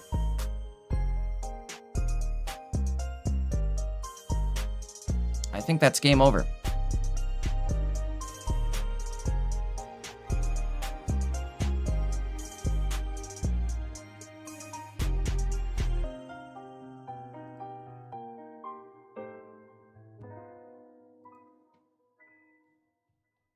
Oh, Nord might be here. Hold on. Is he talking? Oh, hold on.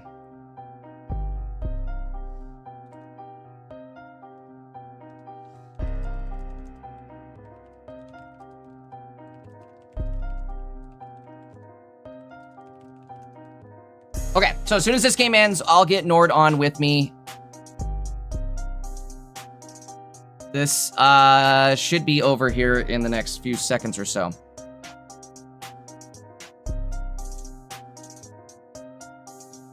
We'll take a quick 2-second break after this game, guys. Like I said, we're going to get Nord on. I might actually go grab something to drink as well. So if you guys need to use the restroom, anything like that, maybe now's the time to do it. We'll have a couple seconds before we get into our next round. And again, I'll have Nord join us here in just a moment. Congrats to Yggdrasil. Moving on.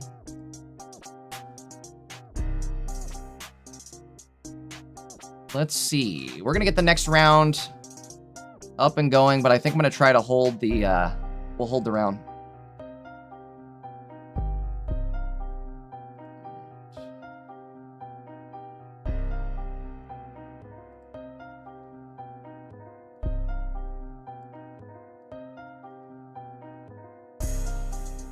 There it goes. Perfect.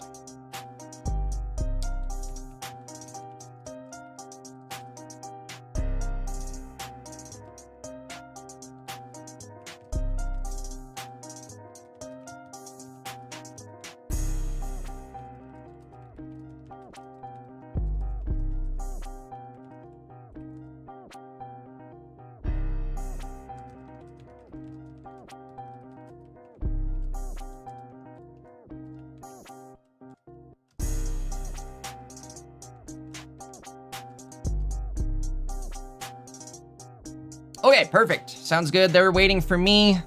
Again, I need just a sec to get Nord going. So it'll be just a moment. Guys, if you guys are just tuning in, we're going to take a quick, 30-second to a minute break. I'm going to grab a drink. We're going to get Nord set up so we have a co-caster with me. And then we're going to move into a top 8 match here with Alolan J playing Chandelure. I think it'll be a fun one. Either way, guys, hang tight. We'll be right back. Make sure you hit that like button. Make sure you drop some follows. Head on over to the Twitch channel because we are going to do some predictions here too. So head on over there. Start getting some channel points going so you have something to bet with. And I will be back here in just a minute.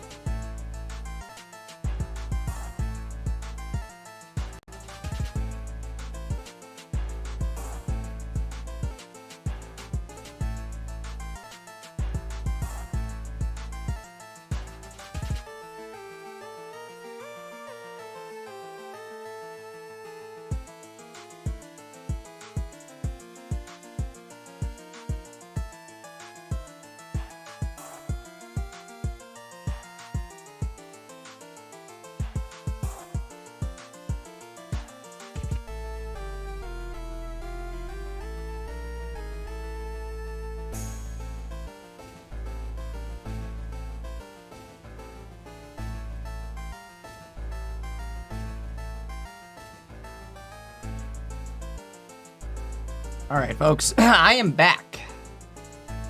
It'll be just a minute here. We're just getting Nord in. In the meantime, I'm going to get the next round set up. Going to move into our top 8 here, and we are going to watch Alolan J versus... I already forgot who it was. Oh, Yggdrasil. We just watched the match. That's right. Alolan J versus Yggdrasil. Let me get these all swapped over and set up here. Oh, I think I have... There he is. There he is. Hey, what's up? What's up? Welcome on in. Thank you, thank you. Grats on the run. Man, that was a killer copycat, dude. What the hell was that copycat? Yeah, I was hoping I could try to get my Greninjas online as fast as possible, but unfortunately that wasn't the case. Bro, okay, that's the game. Yeah, and, that's the game. That's Pocket. That copycat, though, was definitely not kind. I will say that. Either way, grats on the run. Still a good one. I'm just getting the deck list set up here for Alolan J and Yggdrasil. I've seen Alolan J rocking with Chandelier. That's pretty sick. Yeah, the Chandelier Nuke deck. He took out the Mega Kang deck that I was rooting for, so I guess now I have to root for him. The Mega Kang deck is also very interesting. It's a really nice cook, especially, I mean, Harian went undefeated until then, but unfortunately for Harian, the Chandelier matchup is quite a difficult one. Yeah, I was going to say, that is definitely not a kind matchup for him. But still a fun deck to watch nonetheless. Let me let these guys know where they're good to start.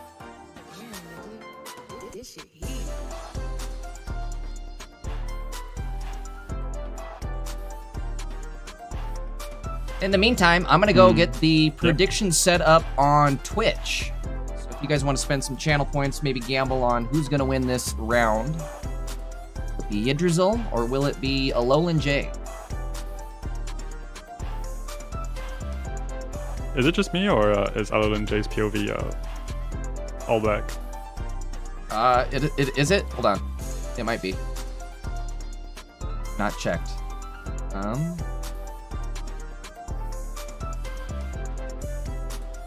There we go. Yeah, it is, I think, actually. Pop out, all black. Let me stop them before they start then. Yep.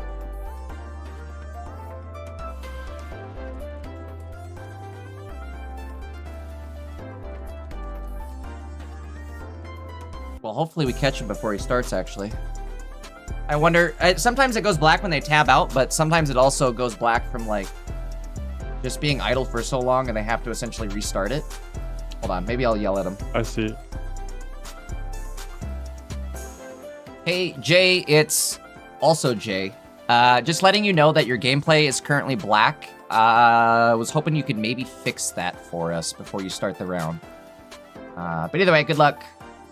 Just a second. Yep, I'll restart. Okay, sounds good. I'm gonna mute you back up just so that we're good to go on the stream. But we are watching, so good luck, and we'll catch you after the round. Perfect. I think he's gonna restart it. Yep. That trick works every time. Yeah, they're in game. There we go. Perfect. Oh wait, it's all black again? Question mark. Oh no, all good, all good. Okay. I think when that sometimes when they tab out, it does that. So hopefully we got it running here. I think we were watching Jay's gameplay earlier and it was flawless. So hopefully it continues with that. Kind of funny that the opponent is using the Kang card backings, right? Just to kind of taunt Jay a little bit more with that Kang. Yeah, this definitely would be a interesting matchup because it is going to be Chandelier going against an Absol Ninja. I don't think Alolan J has gone against an Absol Ninja yet this tournament, but the fact that that Absol can get rid of the supporter cards. Wait, well, now that I think about it, if they do get rid of the supporter cards, that's kind of funny because it actually enhances the damage of Chandelier. Yeah, yeah, exactly right. Like, go ahead, throw them away for me. Yeah, okay, that's going to be an interesting matchup, yeah. I'm double checking kind of what you were saying there to see, and it doesn't look like they have gone against any Absols so far. So we'll have to see how this pans out. Or no, I'm Yeah. sorry. I guess they did do a Hydreigon Absol in top 64. I missed that. Hydreigon Absol top 64, but they won. So That's crazy because they technically have the weakness, and it's pretty difficult to build up. I guess they were lucky with the Meowth, which was good for them, I guess. I was gonna say they had to have been lucky with that like Meowth card block. I'm guessing. Otherwise, you're right. You get one shot by a Hydreigon. Yep. They do run We are one going to cape, see- so there is a possibility of getting outside of Of that one tanking, shot. Yeah, exactly. But even still, not a great spot to be in. Now we do see LNJ going for that Licia, going to grab that Meowth and Litwick out of their deck. Let's see if they retreat here, because they don't actually need to, I think. Considering that there's no threat on Yggdrasil's side Good point. Looks like they're not going to. And they could capitalize off this, right? The following turn, if they're able to evolve, they will have played, I think, 2 supporters, maybe 3. Yeah, definitely 2, and that means that they will be able to hit for... Well, actually, wait, yeah, 2. They will be able to 100 hit damage. for 100 damage. Looks like the gameplay did go black here, but I believe it's just because they tabbed out. I just realized I also have the wrong deck list loaded up here, so good time for me to fix that.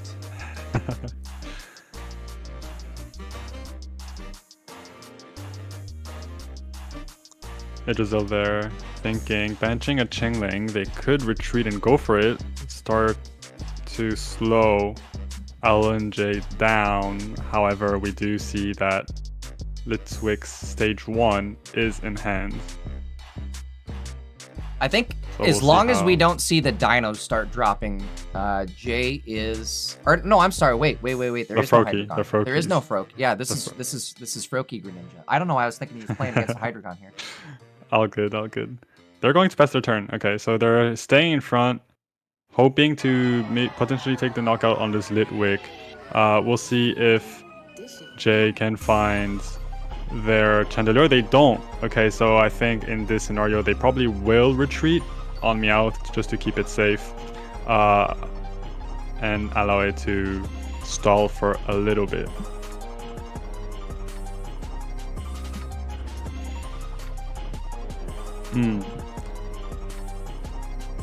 Going for Pokeball. Putting Froakie down. Now there is a Poncho available in Jay's deck Chase. list. The Dankless. I love it.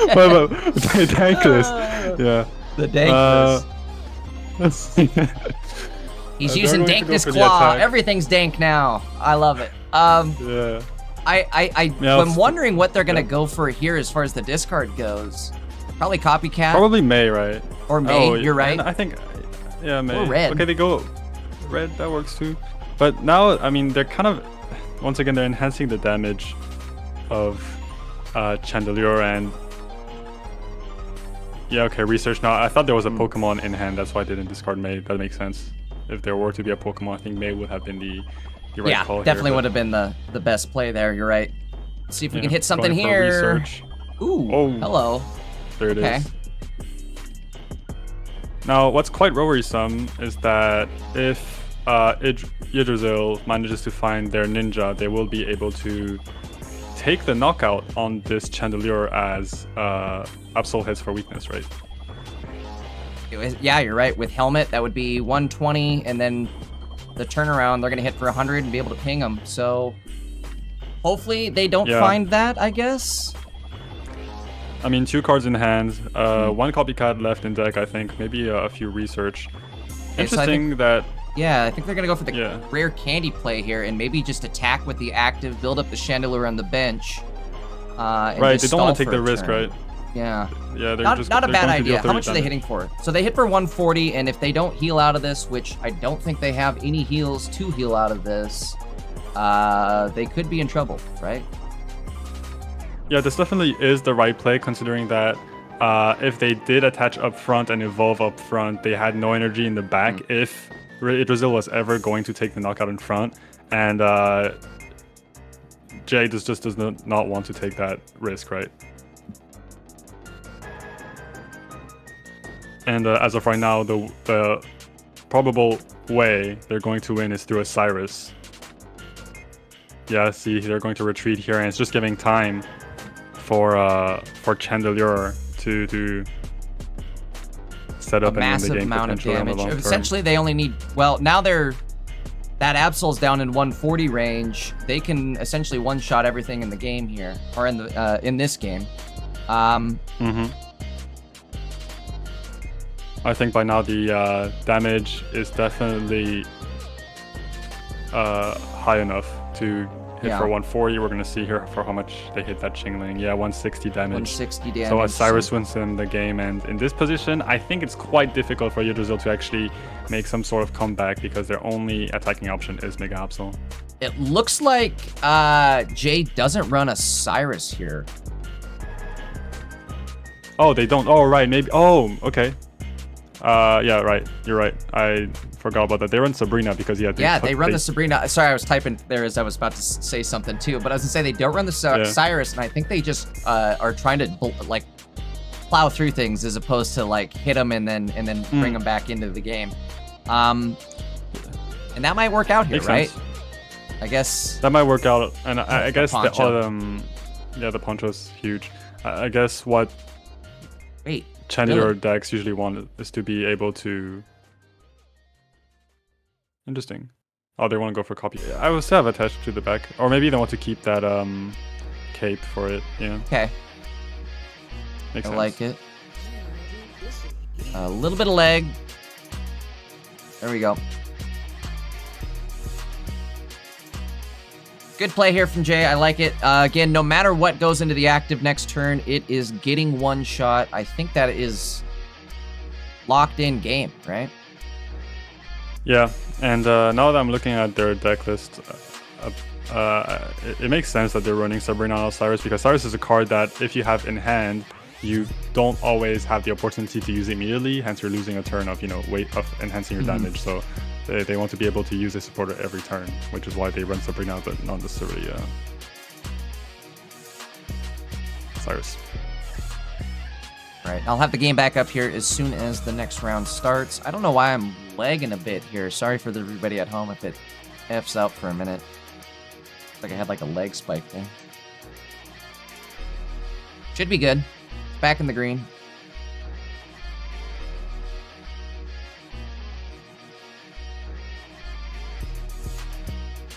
All right, we're waiting on the next game to start here.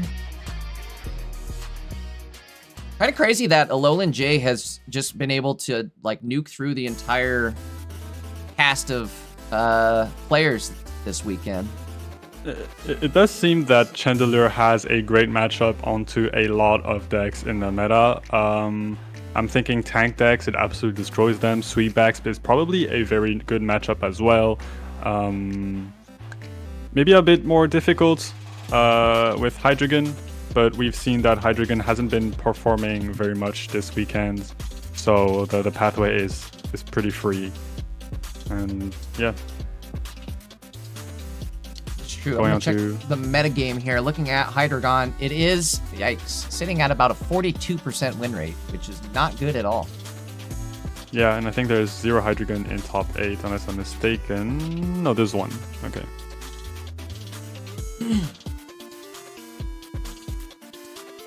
Alolan J managing to... Oh, go ahead. I was going to say he's deciding what he wants to start with, Meloetta or Meow.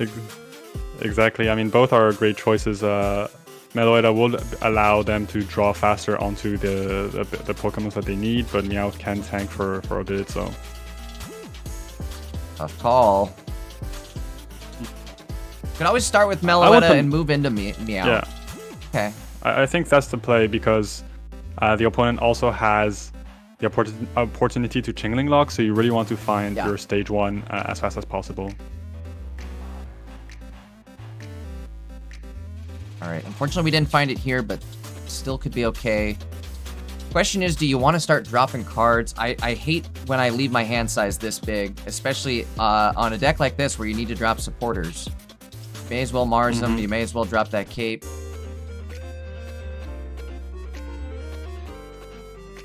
The sad thing is that cape, neither target is a great cape target. Yeah.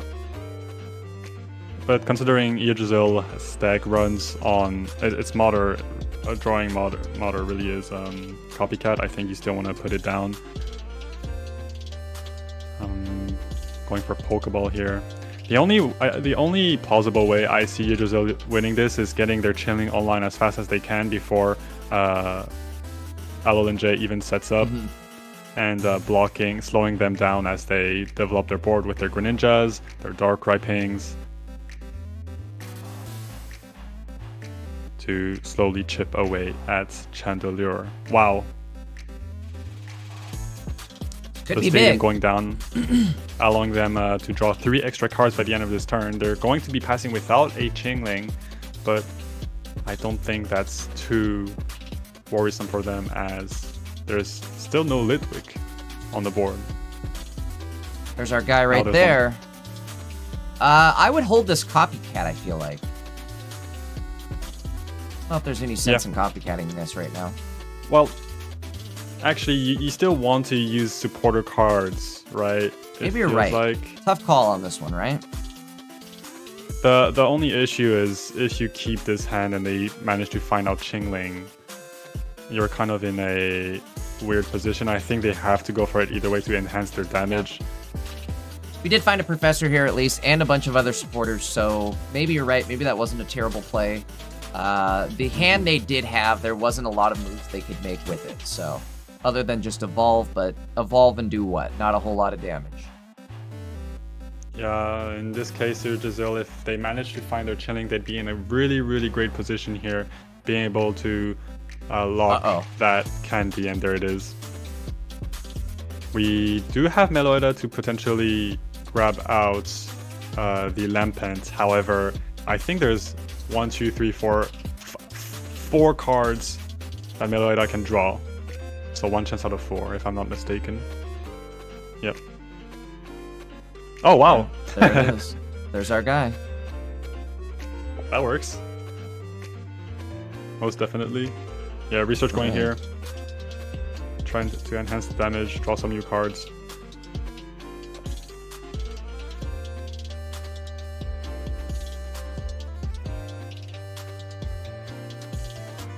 Energy goes on Lampent, makes sense because Yggdrasil, I would put it on Lampent if I were to be them, because Yggdrasil does have the opportunity to ping with Darkrai plus ping with Greninja in front, and therefore you'd have to retreat your Meowth, potentially. An Evolution Cyrus play here could be devastating. Yeah.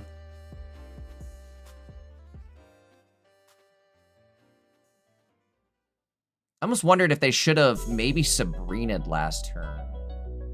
I guess if they go into Darkrai, you're kind of in trouble there anyways. The Sabrina is pretty useless because there's a boat on the Froakie, so... Oh, there's a boat. You're right. I missed the boat. No worries. Going for the copycat here, so no Cyrus. Will there be a Greninja? That could be as devastating as a Cyrus. If we miss the Greninja here... Oh my lordy lordy. Wow. Wasn't meant to be, I guess. Well, Meloetta gonna draw another card here too, which is probably gonna be our Litwick, which means we're ready to go. Yep, and I think with research here, we're trying to find Poncho. Will we find it? Nope. Okay, No unfortunately. And in this scenario, we can't... It's quite difficult because if you do retreat and attack, Yggdrasil does have the potential once again to take this knockout on Chandelure as long as they find a Greninja, and behind you don't have any follow-up Pokemon. And it really stinks again that they had to use that cape on the Meloetta. I guess not though, because this Meloetta is staying alive for an extra turn here due to this cape. But tough spot to be in here. Yeah, we can see Opting that to hold out. Yeah, they opted to hold out because once again, the ping plus Darkrai hit is 120 damage in itself already, plus a rare candy Greninja that would have been the knockout Chandelure. I guess I'm confused. Like, what are we waiting for though? Like, what do we gain from waiting? Anything? True. I don't know. Tough call here.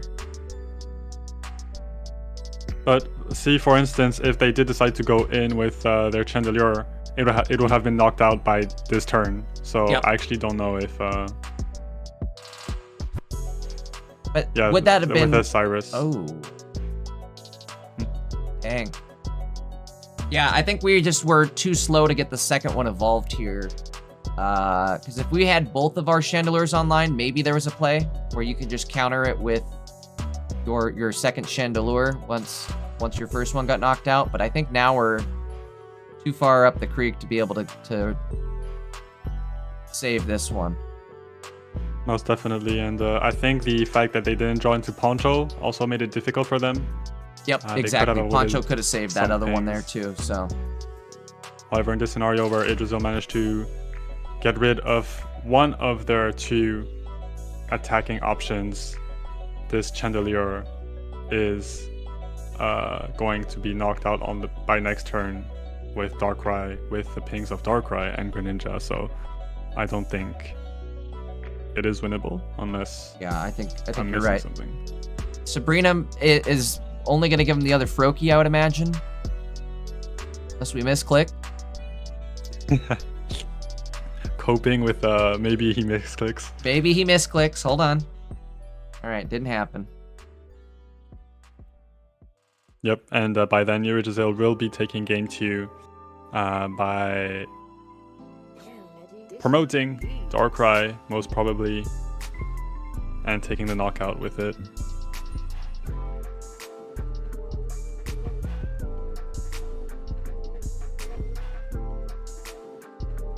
Add on a Rocky helmet on it, why not?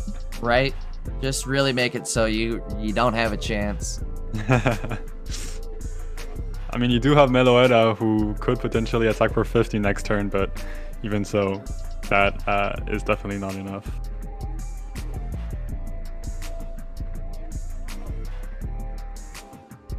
Darkrai going in, energy attached to it, so now Chandelier is at 100 HP, and with a weakness, it's going to hit for 100 damage. LNJ with no more attacking option is going to concede this game, most probably.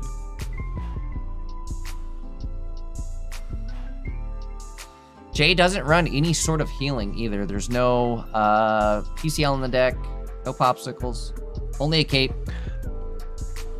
I guess it, just as we mentioned about the Cyrus, it's also because, you know, you need a condition in order to use the PCL, which is you have to receive damage, and therefore you can't always use it 100% of the times.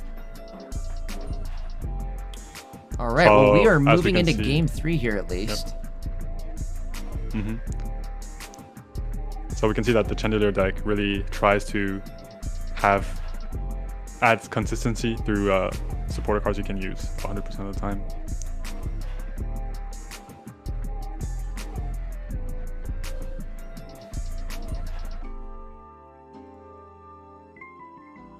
All right, searching up We got for our first our top 4. Well, yeah, what's up now? We got our first top 4. 4. Oh, sweet. Okay, let me take a look. Who do we got?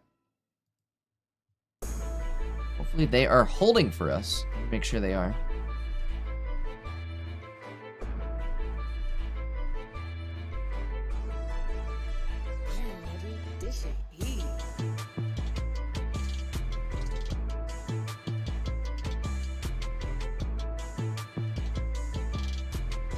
Looks like they are holding. It's like this match should be starting up here now.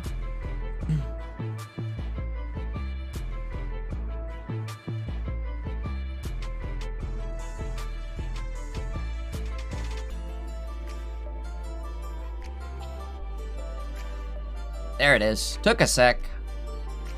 All right, game 3 between Yggdrasil and Alolan J. I don't know if that's necessarily the best start for Jay. Yeah, I'm not too sure either. I mean, I think the best start is definitely Meloetta. They are going first with the Litwick, which does mean they're going to have to dedicate some energy to get out of that active if they do want to leave. Let's see what they decide to do with this one. I would Professor this turn, Mars turn 2, since they're not evolving for turn 1 anyways. Yeah, but maybe they're hesitating. I think they're hesitating between drawing cards and restricting Yggdrasil hoping that they don't find their Qingling. Yeah, I guess that works as well.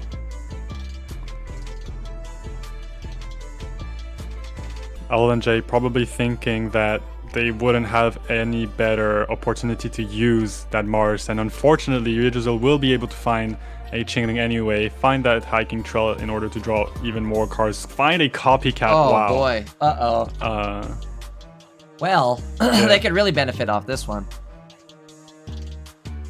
Most I definitely. guess in retrospect, maybe the Mars wasn't the play.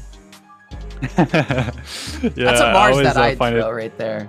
Yeah, exactly. I was about to say that's always what happens when I use Mars or red card. They get every exact card they need to win the game. Yeah.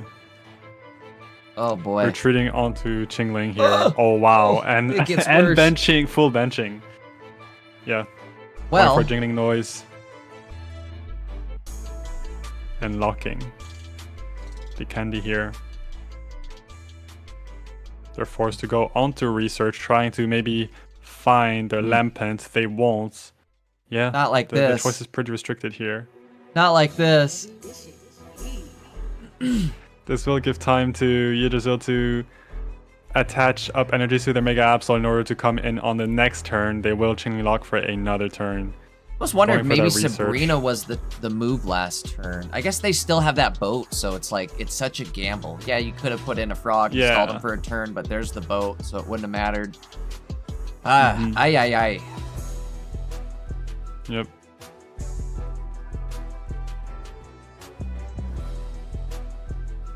Yggdrasil's board developing smoothly compared to our Chandelier player here. Yeah. Their research is kind of their last hope. Yeah, they have May. Oh, wow. Yeah, that's a debate. Even if they do find Lampent, it's quite useless to the likes of Mega Absol, Poncho, and Chandelier. That will be game. Wow. What an unfortunate end there, huh? Yeah, unfortunately, LNJ's run will stop here. Qingling was its nightmare, we can say. And Yggdrasil will be moving on to top 4. Congrats to them. Congrats to both players there. Oops, I put that on the wrong person. I wish it was Jay. Sorry, Jay. Next time. Yggdrasil moving on, though. Right, yep. So we've got and another... we have our top 4. Are both top 4s ready now? Yes, they are. Yep. Okay, well, let's move into our first one up at the top here. Red, the champion, and Sora. Excuse me. Yep. Let's see. Who's playing what here? Red's playing... So, Sora...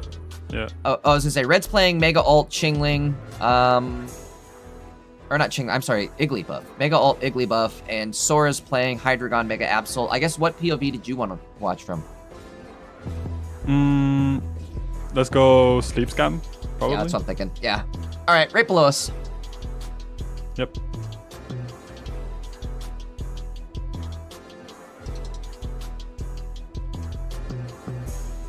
Let me get this all set up here, and we'll let the players know to start. Just a minute. Yeah. I'm looking at the deck lists, and it's quite interesting. There's been some slight modifications on both ends. On the Hydreigon, and we can see that a Qingling was added. I've indeed seen this Qingling popping out in a few Hydreigon decks here and there, and that version has been performing. They removed the hiking trail, going for that Qingling Lock to, potentially have a better matchup against these Greninja Candy decks, these Suicune backs, Excaliburs. So really interesting to see that here. However, this Qingling doesn't seem like it will do much to the in the face of Altaria, a stage 1 deck, and this Mega Altaria list is running 1 Guzma instead of a copycat.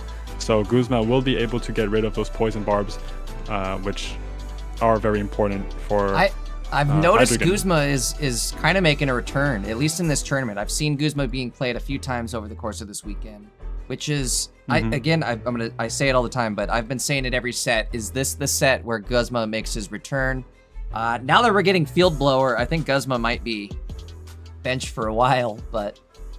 Yeah, Field Blower, I mean, the fact that it's an item card, and you can remove anything you want on exactly. field. The choice you get with it is tremendous, I feel like. Yeah, and it even has synergies with. It could have synergies with your own deck, as in you play 2 different, you know. Like a poncho and then into a cape or a helmet. Yeah, or something. exactly. Yeah, exactly. I am excited for the next set. That is for sure. I don't know about you, but I am going crazy with summons this week. I've got 1,200 hourglasses and I'll hit gold cap for sure. Yeah, I'm ready to rock. I'm ready to rock as well. I will be here. I will be into the set with some kind of delay because I do have finals coming up, like on the day of the release. Oh no! but I'll catch up on it, and I'm definitely excited as well to see how the meta will develop, especially with that Bidyu. I find that card really interesting as well. Which one? What card? Bidyu. You know. Oh, Bidyu.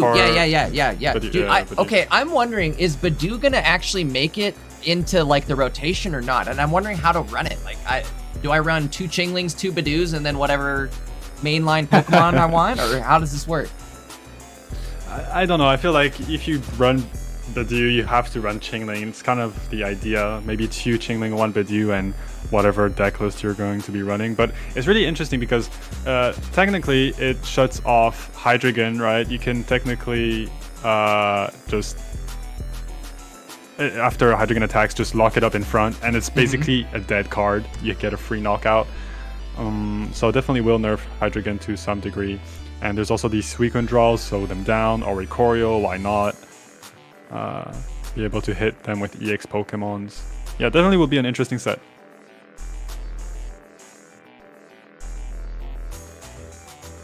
All right, sorry, I'm just getting a couple things finished up here in the background, and then we'll be good to start.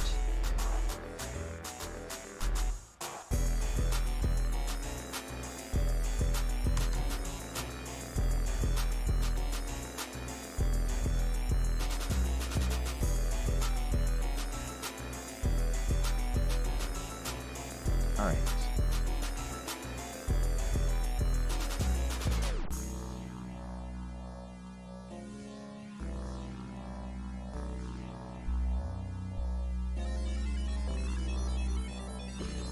All right, I let them know to start, so hopefully they should be searching here any moment.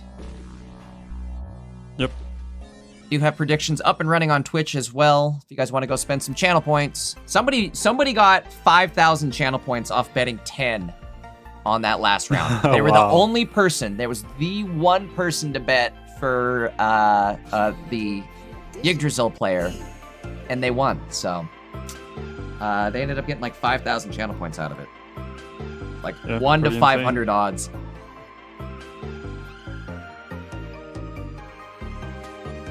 Reminder too, I guess, make sure you guys drop a like on the YouTube channel. Does help push this in the algorithm. Make sure you guys are subbed up to Maddie's YouTube channel. He is going to drop the meta breakdown of this tomorrow, and as well as go through the new pack all week long. He drops videos daily, so make sure you guys are subbed up, bells on. And then we are also streaming over on my Twitch channel, so if you guys aren't over there, make sure to head on over there, drop a follow, start getting some channel points, and bet on the predictions, right? A lot of fun there betting to see who wins. All right, locking in for top 4, though. We've got Iosora versus Red the Champ. Not a great start here for Red, it looks like. I've seen better starts, but maybe we can recover. Definitely, and we see that Red has a Darkrai start. They probably will want to use their XP to get out of that as soon as possible. However, Chingling, that inclusion in this Hydreigon deck, will be able to block any X speeds. Item lock out there. You're right.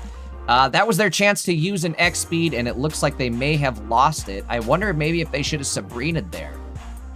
Well, I guess they could always attach and retreat back into Chingling, but I don't know. I'm a big fan of Sabrina stalls. Yeah.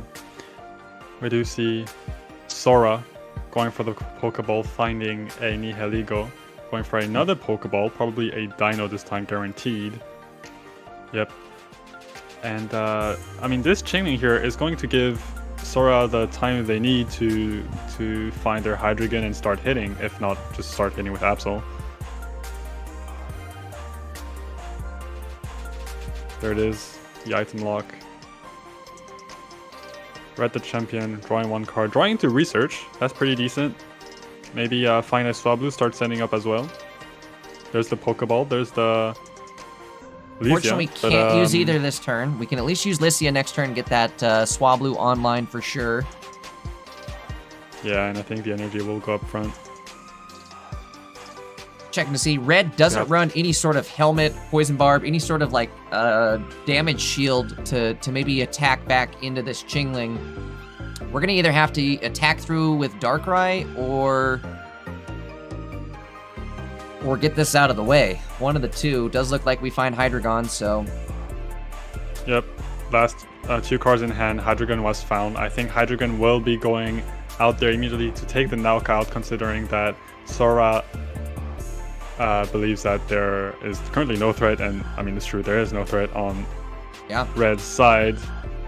130 damage, take the first knockout. Sora doesn't run any sort of Sabrina or Leap Over tech. The only thing they have is the one Cyrus, so really they're kind of forced to plow through whatever's in the active if they want to get to something on the bench.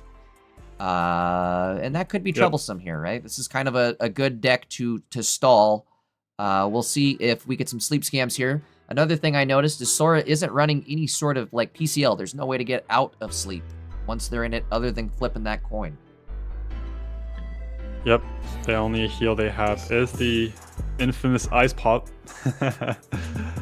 Sometimes that's all you need. Sometimes that's all you need. Now, Red isn't in a terrible spot. They do have the energy attachment going up to Swablu. They do have the potential sleep damage that's maybe going to stall the game for them.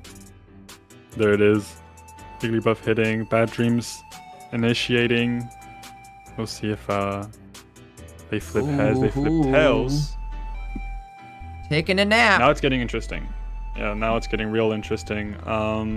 Sora, with only 1 card in hand, all they can do really right now is just attach energy to their Mega Absol probably. And what we can do on our next turn here, Jay, is that we can retreat onto Mega Altaria, start hitting, because considering that, you know, the opponent only has 1 card in hand, I really doubt that they can find a new Dino, a new Hydreigon as fast as. In that quick of a setup there. I think you're right. I almost wonder... Yeah, you probably do want to just go in and go aggro here, right? I think this makes sense. Yeah. We do have a PCL in hand as well, so we can kind of heal ourselves out of that, what is it, 80, 80, 80. No, I guess maybe not, huh?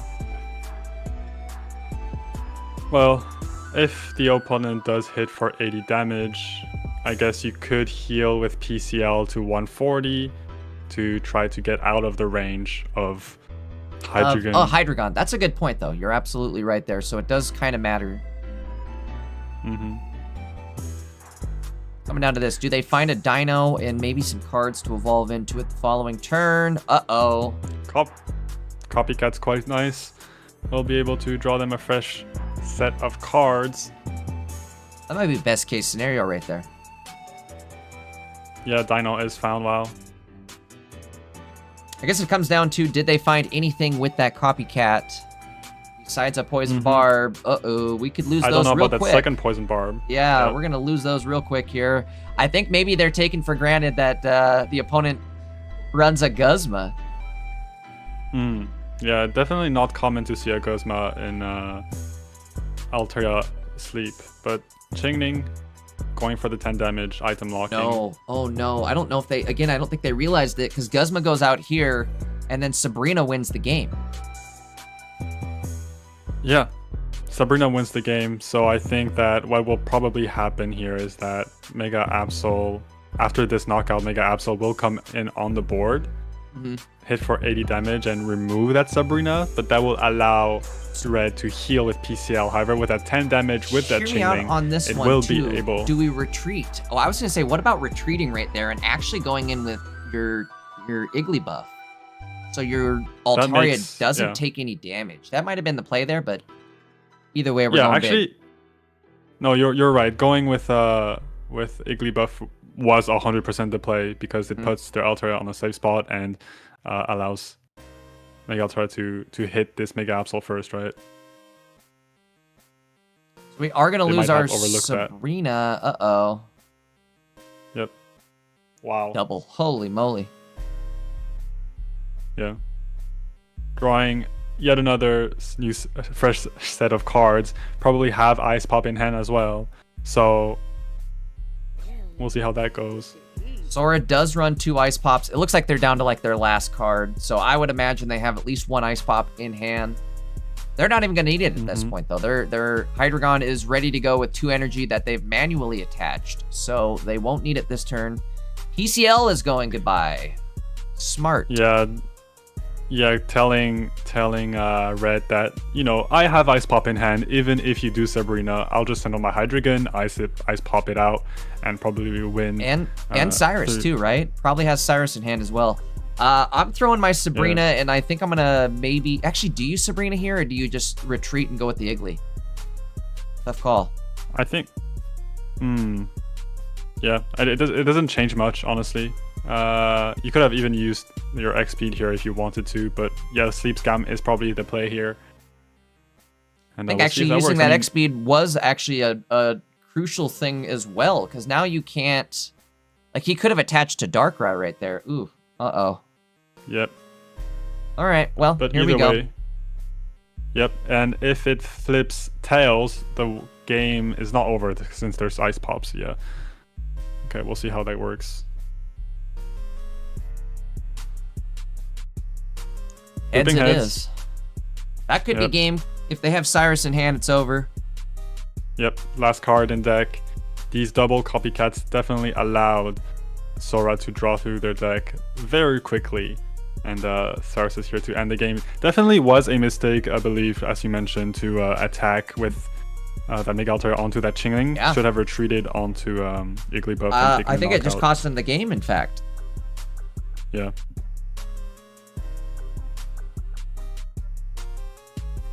Hydreigon taking the knockout, and Sora taking up the first game.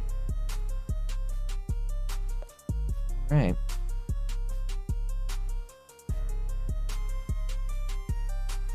I mean, very small play, though. Like, I feel like a lot of players, probably myself included, like, in the moment, would have missed that play. Mm-hmm. All right, we'll give them a moment to get locked into game number 2 here.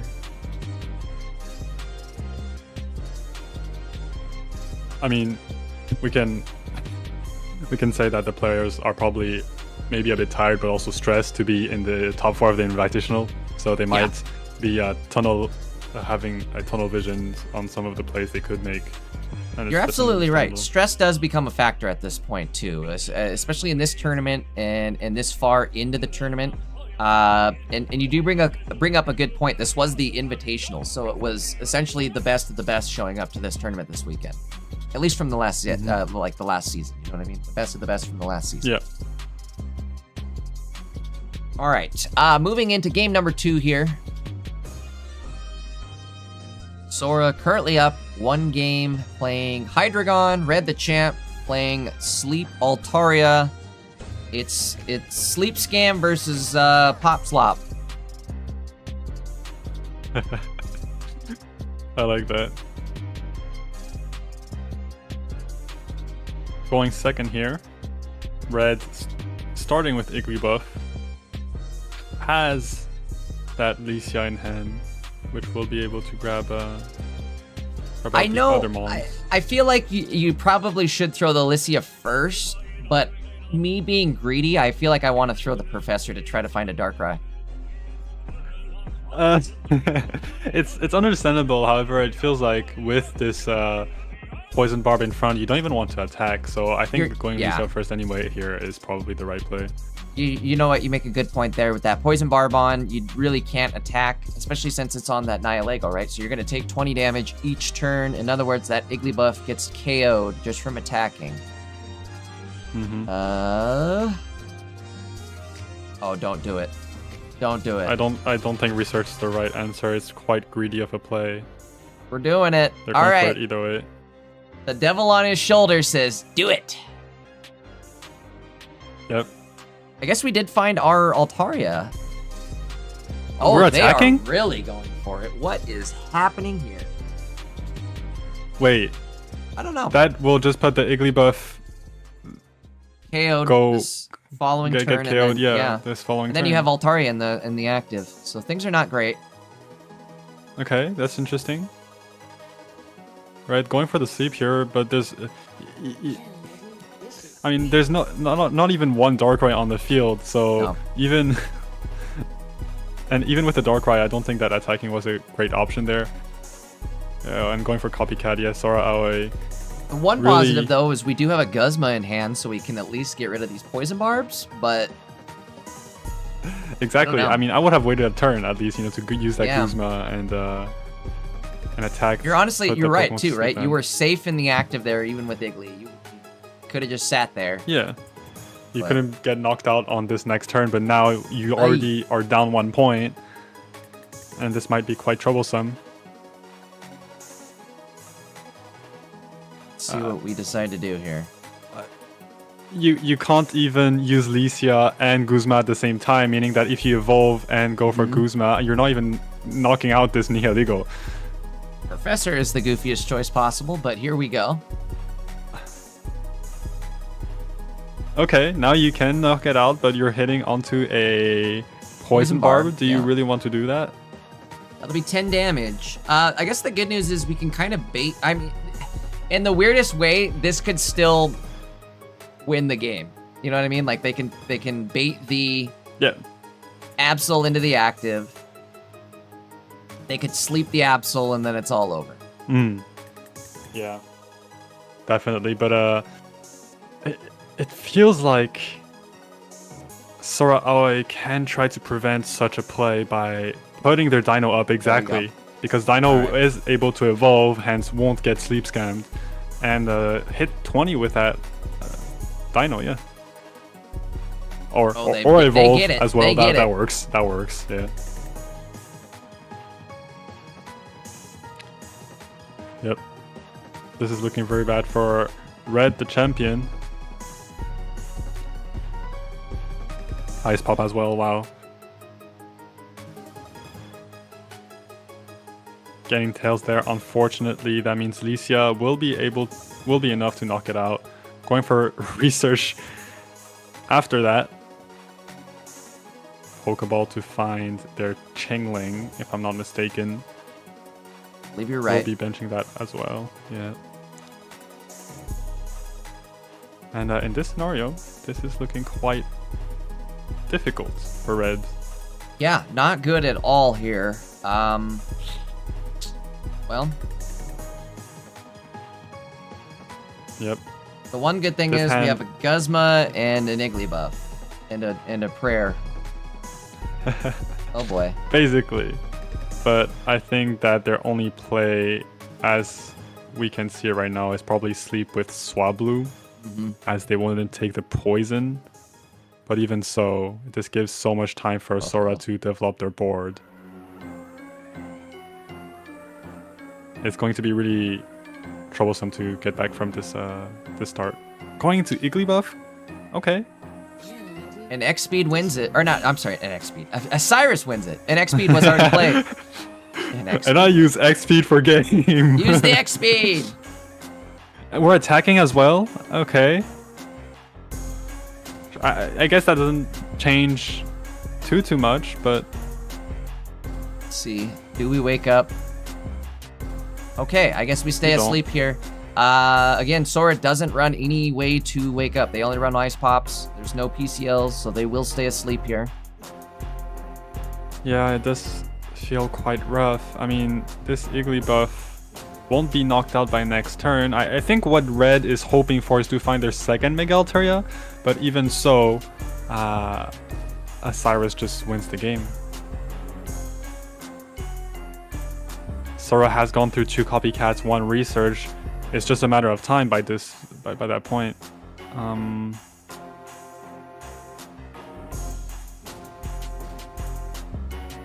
PCL, PCL, sure. that's I guess, right? Kind of a weird play still, but here we are. Yep. Could have Guzma retreated into Swablu and maybe slept that way as well, if we're gonna just rely on sleep scams. Going to hit again. Poison Barb enacting once more. They flip tails. Okay. Holy moly. Alright. I might Back fall against the asleep here wall. too. Yeah, research guaranteeing that Cyrus in hand.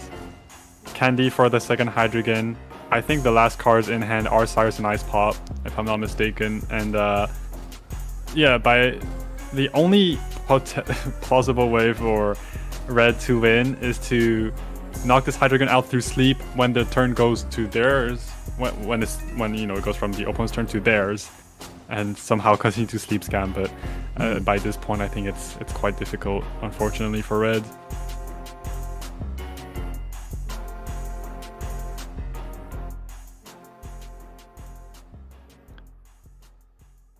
Yeah, you might as well go Guzma by now. I was going to say, there's really no reason not to play the Guzma at this point.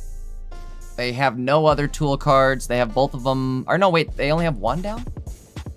No, the ones that got knocked out, that's why. Okay, I was going to say, I swear they had 2 down at one point here, so. Yeah. Sleep while they wake up. They will wake up, and that's game. Sora Aoi does have Cyrus in hand, and will be able to just... Cyrus Goodbyrus. Cyrus Goodbyrus, exactly. Grab that Megateor from the bench to the active spot and take the knockout. There it is. I think we're looking at our first finalist here. Hydreigon. Still as strong and scary. Crazy. It's the Chingling. It's got a Chingling in there, though. A little bit of a change-up. Yeah, it definitely makes Candy decks a better matchup, and we've seen that it actually has come to use in this matchup as well with the X speed. When you start Darkrai and you can't retreat it without X speed, it gives you time to develop your board. So nice inclusion there. Right, just a sec here. Let me get the other top 4 match all set up here. It'll be just a moment. Yep.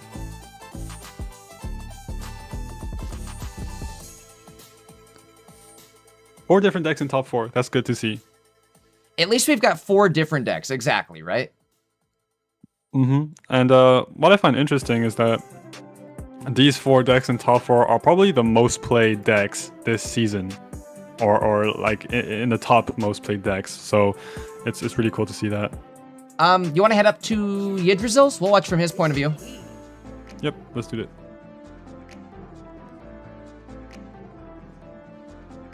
Okay, let me finish getting the deck list set up here, and I will let him know to start.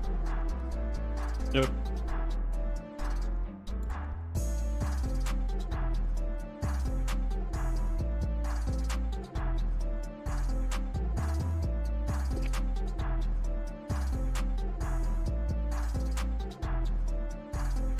So we have Yggdrasil running Absol Ninja going against Pitopin 8 running. I don't know. Okay, so backs. Now is this P Pitopin or is it PPI Toppin?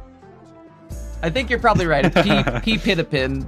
I don't know why I got PPI Toppin. Yeah. We can call him Toppin. I think that's Toppin. a bit Toppin's easier a good to name. pronounce. Yeah, that's what Toppin. I've been doing is Toppin. Toppin's a good one. Yeah. Now, Sweetbacks against Absol Ninja is quite a 50-50 matchup. It would have been back then when, you know, Absol Gran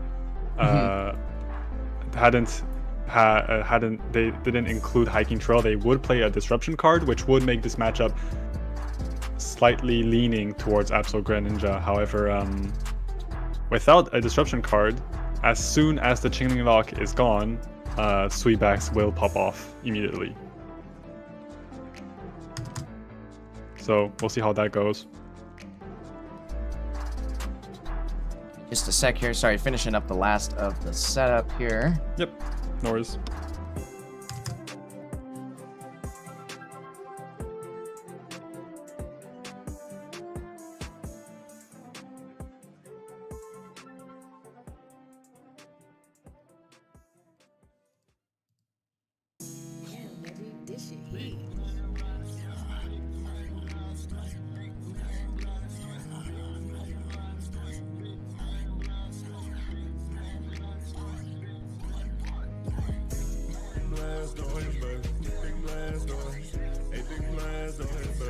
Big blast,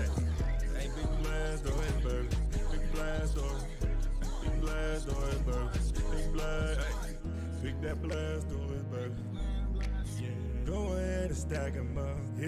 All right. Make sure they were up and running for the stream. You should be popping the stream up here any moment. Or PPI topping, either one. There we go. Both of them are up.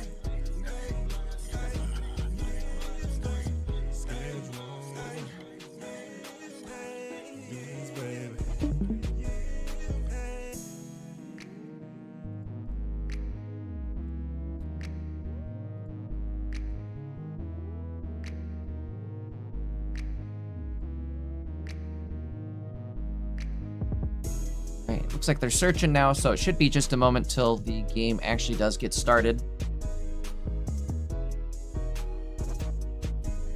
Reminders, guys, predictions are up over on Twitch. Make sure to hit that like button if you're on YouTube, all that good stuff. Make sure you're subbed up, followed up.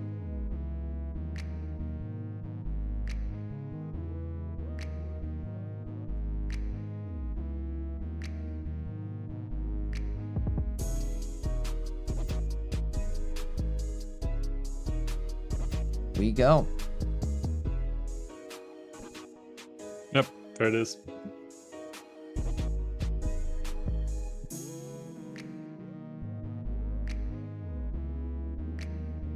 All right, our second top 4 match between iToppin and Yggdrasil.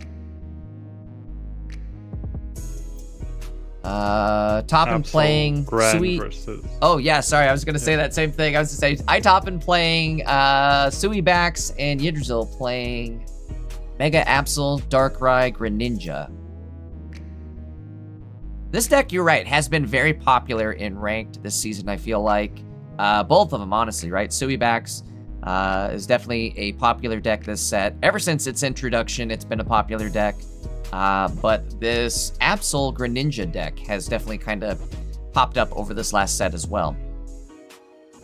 Yeah, it has a nice control aspect to it. The fact that you can win the Chingling Wars with the help of Darkrai's and discard your opponent's supported cards as the game goes on is inherently a very good strategy. However, we do see here that Yggdrasil has quite the rough start, starting without the energy, Absol up front, has Darkrai in hand as well, but it seems like they're going to pass. Yeah, it doesn't look like they like the start too much here. This isn't great. Toppin will be able to get their first energy on Suicune and start hitting this Absol immediately. Yeah, and they do have basically a full bench here with that last Pokeball.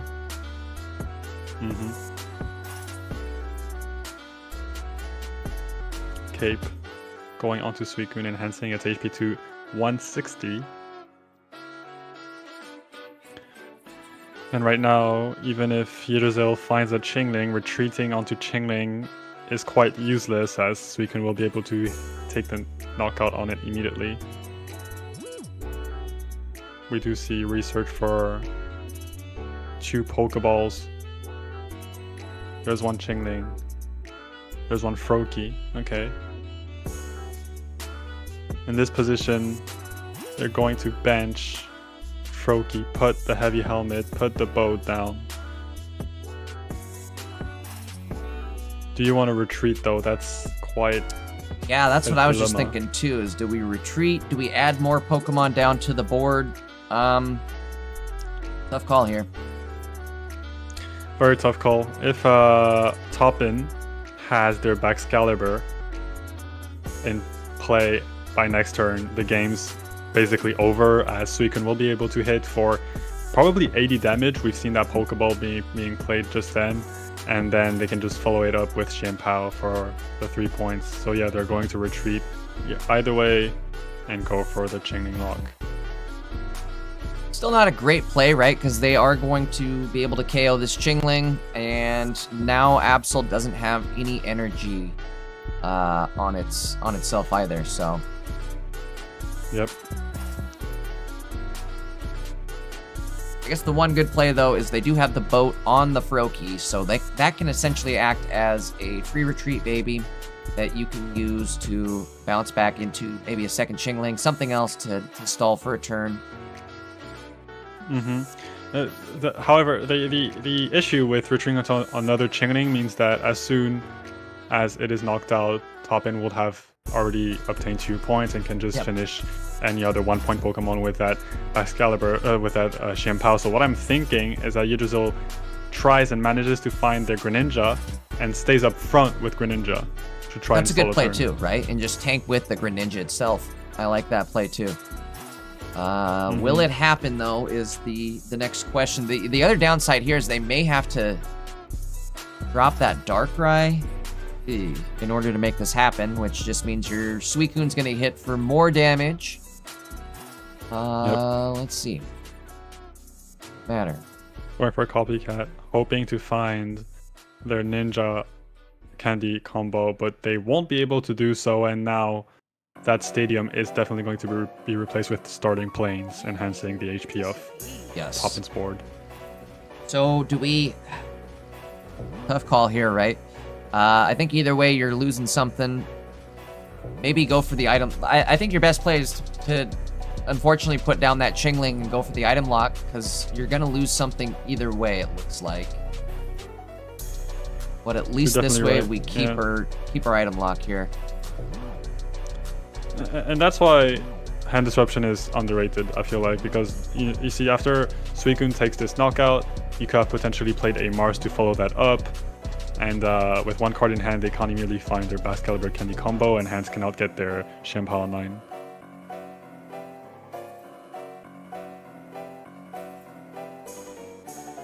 However, in this scenario, as soon... Oh, wow. The Sabrina forcing up that Froakie up front, very probably. Yep. Yeah, I was about to say that as soon as this Chingling lock is over, Toppin will be able to evolve and pop off immediately.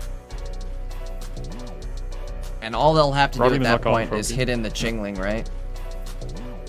Exactly. Or this other possible Froakie here that I'm guessing, gonna drop.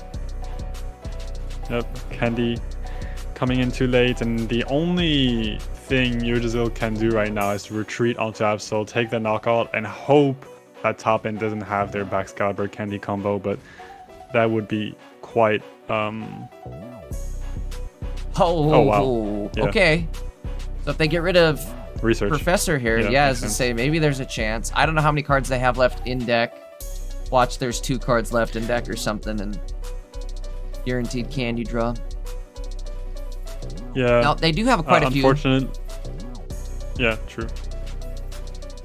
Alright. Moment of truth. There's the candy.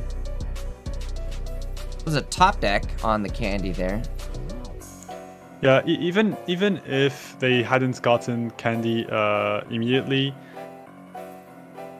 they're on like a 1-turn timer. The Absol Grand player would have lost anyway, because Cyrus was in hand. They would have their Absol damage. They can't hit with Absol again to get rid of the Cyrus, and so the Sweepback player could just Cyrus up that Absol for the game.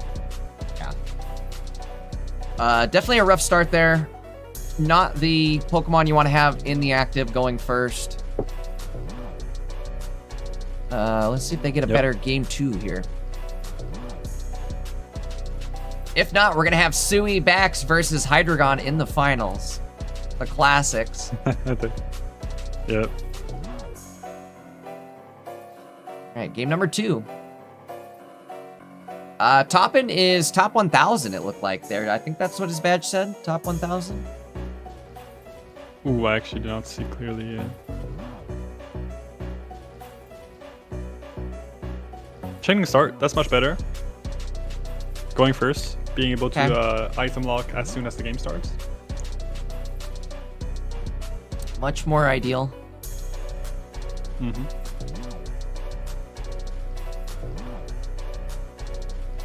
Alright, Pokeball in hand will be used. It's nice too. I like that. They should be able to get down to 2 cards here, right? They'll drop Tough Call, but I guess you're going to drop the Mega Absol and then drop the training, or the Trail as well. Yep, makes sense. Should get some cards out of this. Going for the 10 damage and item lock and being able to draw 1 extra card. Candy, sure. We'll see if Toppin can find another Pokemon. Here's the boat. The problem with drawing cards like 2 candies and a Cyrus is they become unusable cards that lock you out of getting any more benefit of the trail. At least until you evolve one of your ninjas. But that is the downside of the trail and getting essentially item locked or card locked in your own hand. Exactly, and what's crazy here is that top end will be able to benefit from the hiking trail. You don't often see a sweetbacks benefiting from hiking trail. Heading for 20 damage here on that Chingling. You're absolutely right. Suicune is definitely a card that doesn't often benefit from the trail.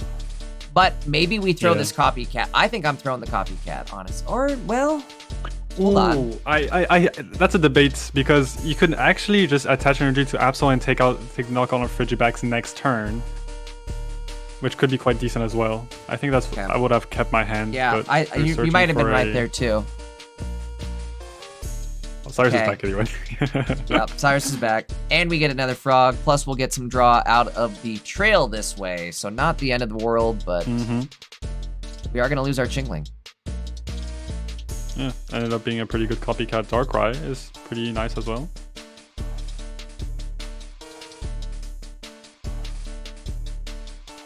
Poppin, attaching to Xianpao slowly, charging up that 130 snipe.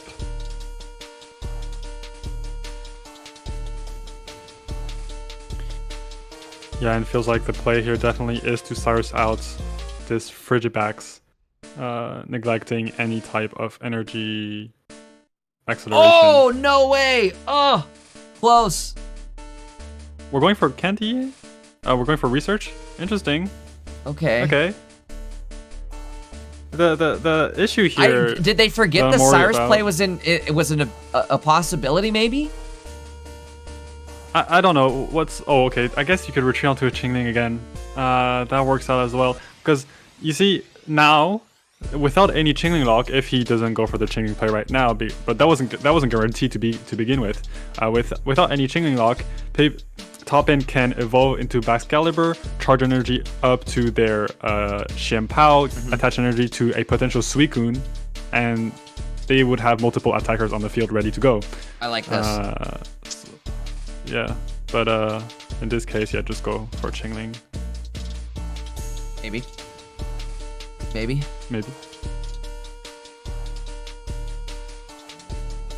I don't know if the countdown timer pops up. Okay, it does. I was gonna say, I don't know if the timer pops up when you're in the retreat window like this. But it does. Yep.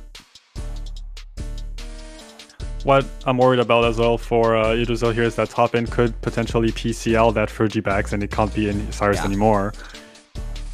So that is a good point. We'll see how that goes. There it is. Yeah. Oh, no, wait. PCL on the active. Okay, they're going to go in front. Sure, that changes things up.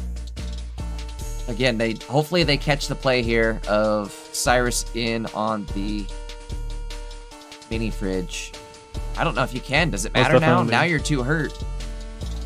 No, I feel like it's fine. Why? Because the bow has already been attached to the Frigiback, so the opponent cannot retreat, evolve. Like Xianpao is just stuck in the active with one urge. Top end will I like be it, and you're right. He can't really he can't really hit back into you either. Otherwise, he's gonna put himself into KO range. Exactly. Sabrina, 2 Pokeballs and a Bax.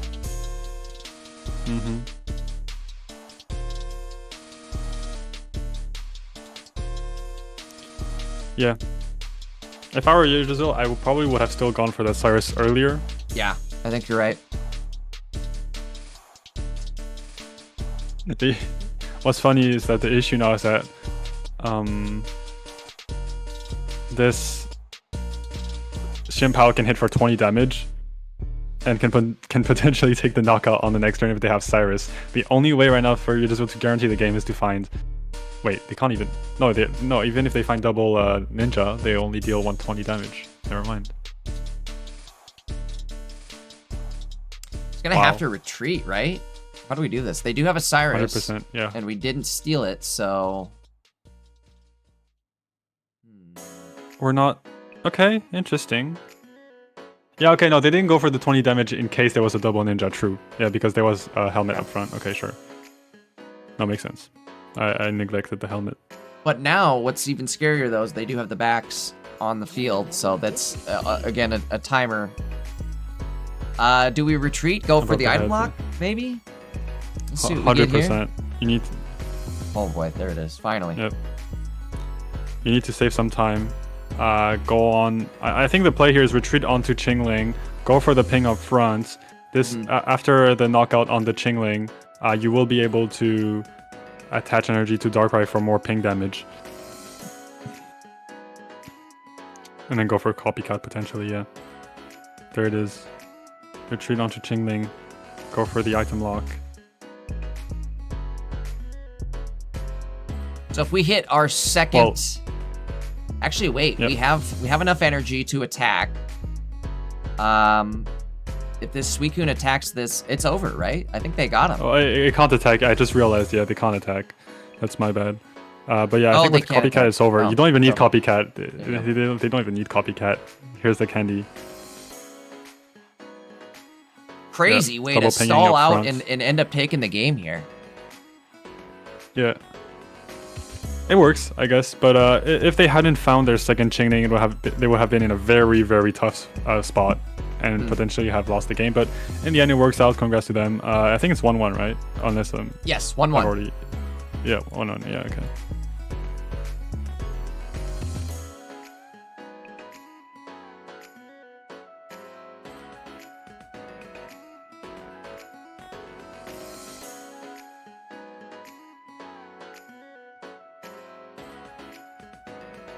Right, they're searching now. I'll have the game back up on the screen as soon as they're back in the game. Quick reminder, guys, I got a bunch of people tuning in because we are hitting towards the end of top 4 going into the finals. If you guys are just tuning in, make sure you hit that like button over on YouTube. Make sure you're subbed up to Maddie's YouTube channel. Make sure you hit that notification bell. That way you know when Maddie does drop videos. He's going to be dropping a lot of videos this upcoming week with the new set dropping. So make sure you guys are there for that. We're also streaming live over on Twitch. Make sure you drop a follow. Come hang out. We're dropping predictions on who we think is going to win. Spend your channel points on the predictions. A lot of fun. All right, game 3 starting off here between iToppin and Yggdrasil. Again, I'm joined with Nord this week. Nord, I'm glad you were able to tap in at the... I know it's a bummer that your run ended, but at least you were able to tap in with me, right? Yeah, it does. It was a nice run, and I'm happy to be able to cast the Invitational as well. Always a pleasure having you, so... And it was a pleasure watching you, too. We did get to watch you during the Top Gun here, at least, so... Thank you. Yggdrasil here, going to game 3 with a phenomenal start, honestly. Yes, have huge start here. The ability to just full bench right here, right now. Even use the Stadium card to draw some more cards. And the Qingling Lock going first. Wow. Huge hand right there. Down to 11 cards. They have the trail down, so this will draw them down to 10 cards at the end of one turn. 10 cards in one turn. That's not bad at all. And worst case scenario, they have Copycat in hand. I mean, I don't even know if that's a worst case scenario. That's probably very good. Yeah. Yggdrasil does have that Copycat, so oh boy. Drawing more cards. If they're locked out of playing any of these cards, this could be a huge Copycat. And Suicune gonna end up drawing more cards too. Yep. Now Toppin has the choice of retreating onto Suicune. But even so, Qingling Lock will remain. That will give time to Yggdrasil to develop their board, to find their Greninja to charge up their Absol. And in the long run, I feel like Yggdrasil would win the game in such situations. So quite a tough spot for Toppin right now.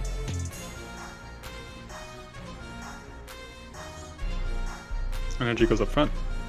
And retreats for extra draw. That works. I mean, you do have some capes, you do have some stadiums, you do have PCL in deck, so...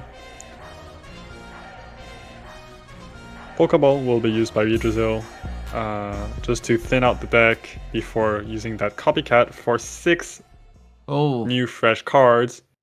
Hoping to find that Greninja candy, right? The Greninja... Where's the candy? Are you kidding me? Yep. Are you That's kidding unfortunate. me? Now, god dang it, Candy. Yeah. No, wait, what is it? It's- Bonbon? Now, god dang it, Bonbon. Yeah.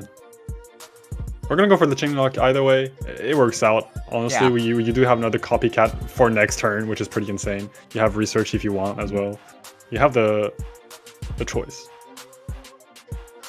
I suppose with the helmet in hand, or no, excuse me, not in hand, but on that Chingling there, that may make up for that lost damage on not finding the Greninja. Mm-hmm. Yeah.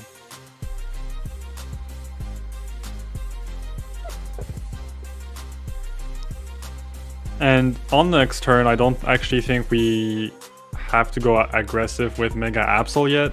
Since we have 2 Chainlings on board, the opponent does not have any Xianpao set it up at all.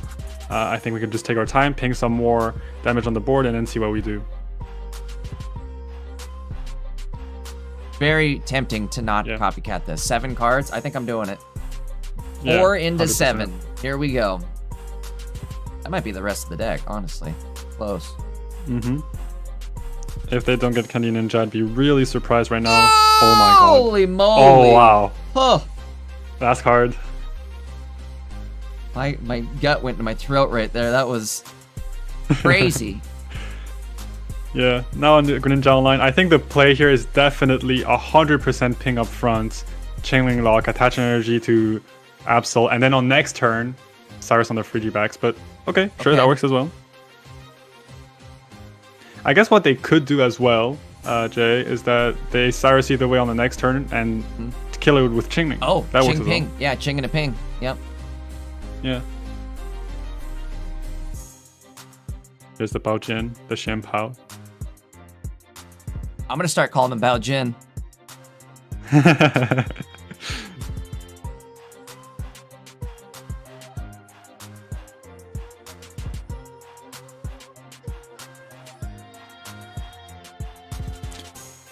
Yeah, quite a... Uh-oh, did we lose you? Quite a what now? Uh-oh. Nord, are you there?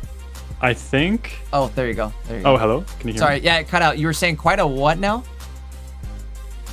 Oh, sorry. It's quite a difficult position for a top in right now because Oh, yes. if they hit into this Chingling, they will receive 20 damage recoil, and that will allow Yggdrasil to take the Ooh, knockout. here Oh, we go, Pokemon though. Center Lady. Okay, Okay, that's that works. big. But we do also have our other Darkrai in hand. Is that going to be enough here? No, I guess not. Yeah, huh? no, that's not going to be enough. It's not going to be enough. Yeah, it's only 120 damage. I think the play here is definitely to just Chingling, Stall it out a take the little more. knockout on Frigid. Yeah. Yeah, and take the knockout the first point. I think you're right with that one. Yep, I'd go for the Froakie as well to be able to evolve on next turn. So what if we put Darkrai in, Cyrus, and then ping, double ping, and like make it so that they have to put something else back in? Maybe that's the play right now. Is Cyrus, put down I'm Darkrai. not actually. I feel like you don't even need to Cyrus because you're chaining locking for another turn, right? So you can totally just ping up front and attack up front and ping behind as Yeah, well. maybe You you're right. don't Maybe you're need right. The Cyrus. Yeah, just do that. Save your Cyrus. I love it. Yeah.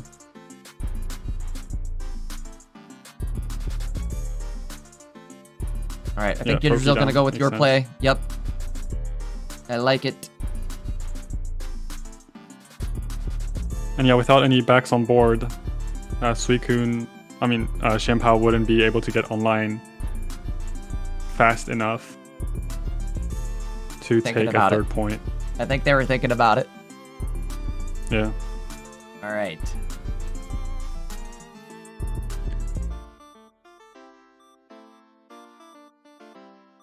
Now, what we could see from top in here is starting planes, which would mean that you need 2 pings on. He doesn't have the starting Frigibacks in order planes, to take actually. the He's running knockout. Sabrina Cyrus, double K, Oh, no shoot. planes. So there is no chance Oh, of right, him buffing himself out of that KO range. Okay, my bad. I didn't notice that actually. That's okay. That's okay.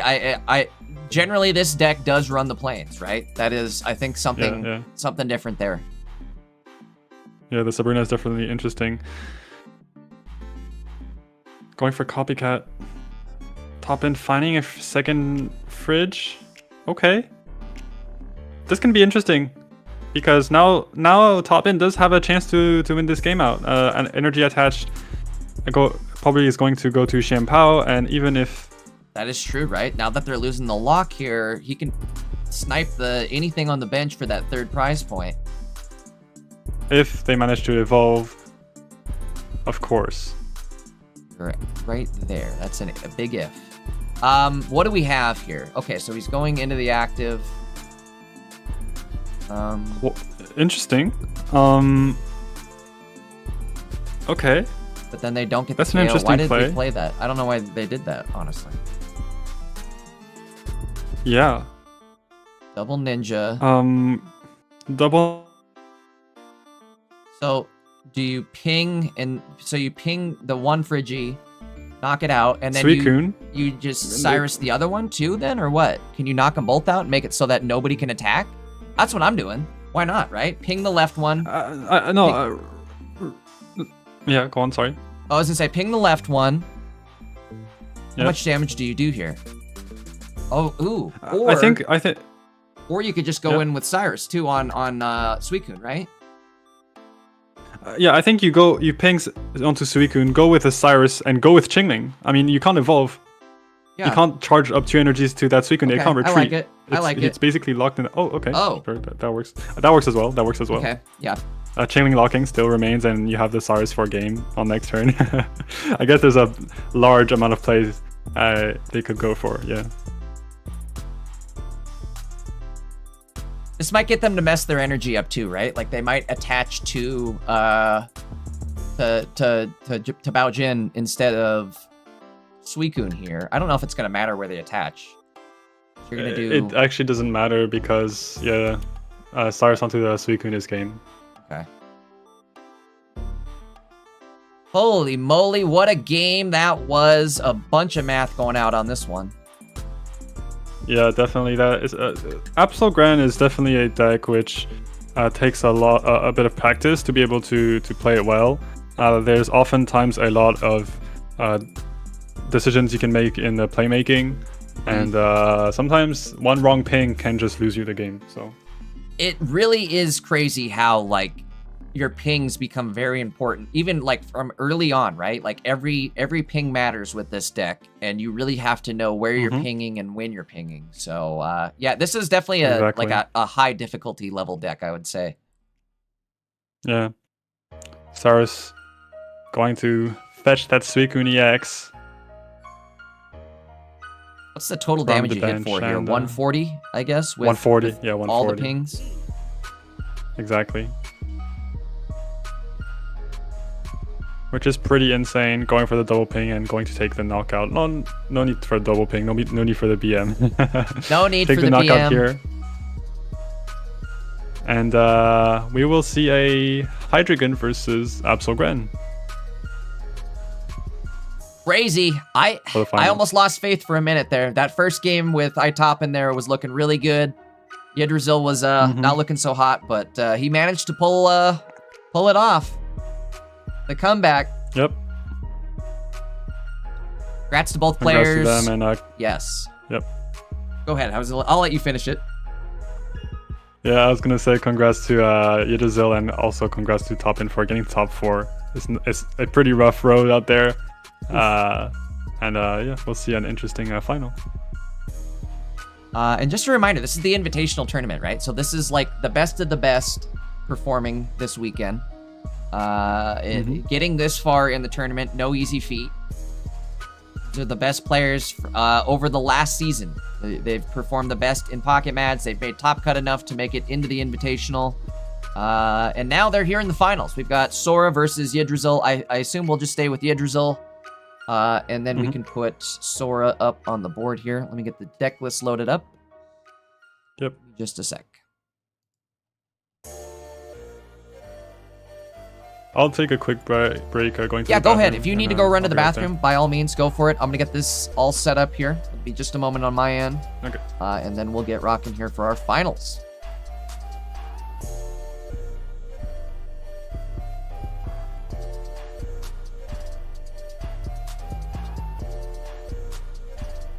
All right, here we go.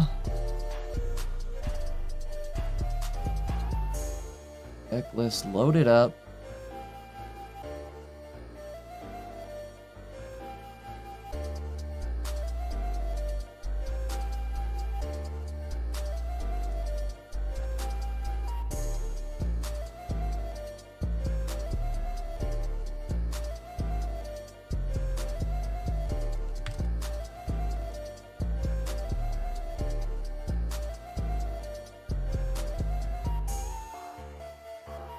All right, guys, if you guys are just tuning in for the finals here, make sure to drop a like on the stream. Make sure you're subbed up to Maddie's YouTube channel, and make sure you got notification bells on. He's going to be going through all this meta information breakdown tomorrow on Monday, Meta Mondays.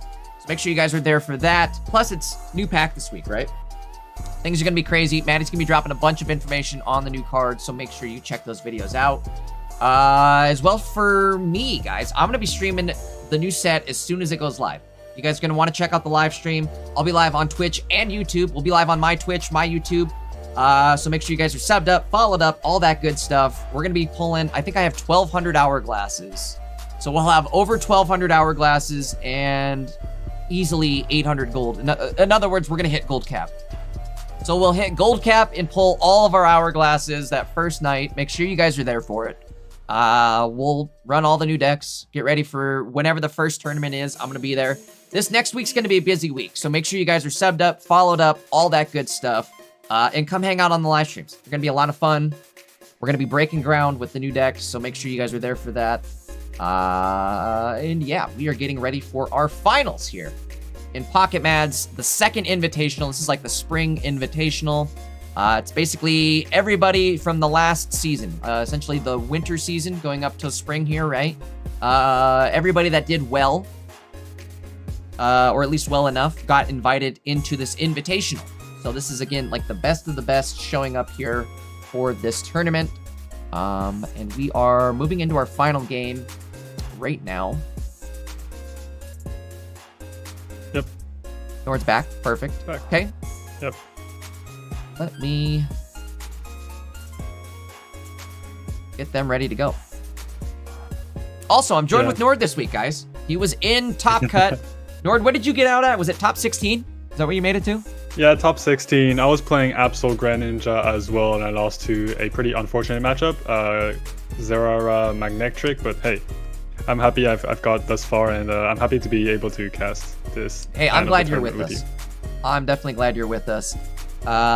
Give me just a sec here. I'm just finishing setting up the last few things, and we will be ready to rock.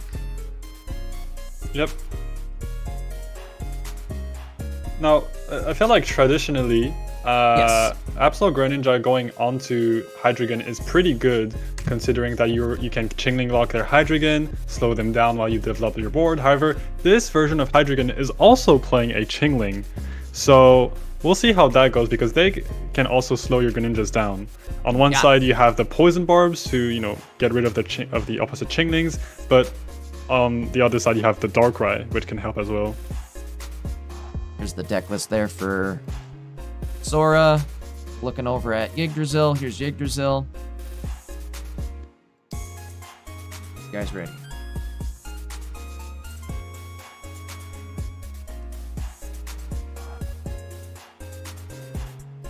Going through the matches here too. Just seeing kind of what Yggdrasil went through to get here. Venusaur, Hydreigons, Charizard, a lot of Suibacks, couple Manectrics. They took out Alolan J, the Chandelure deck, and another Suibacks last round. So a lot of Suibacks. They did take out a Hydreigon Absol as well. So what did you say? What did you think was more favored into this matchup? Was it Hydreigon Absol or traditionally, Greninja? it's Absol Gren, which that is traditionally better into this matchup. However, since Sora is playing a Chingling as well, this might get interesting.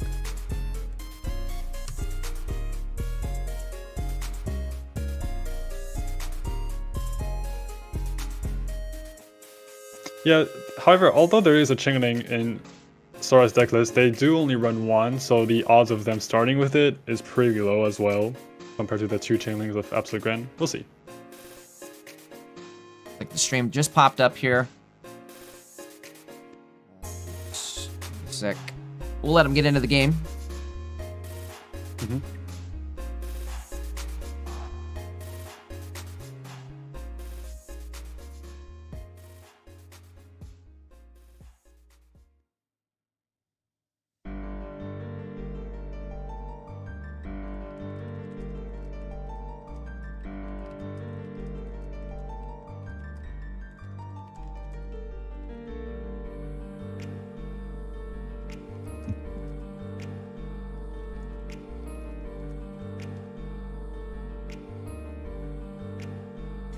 Right.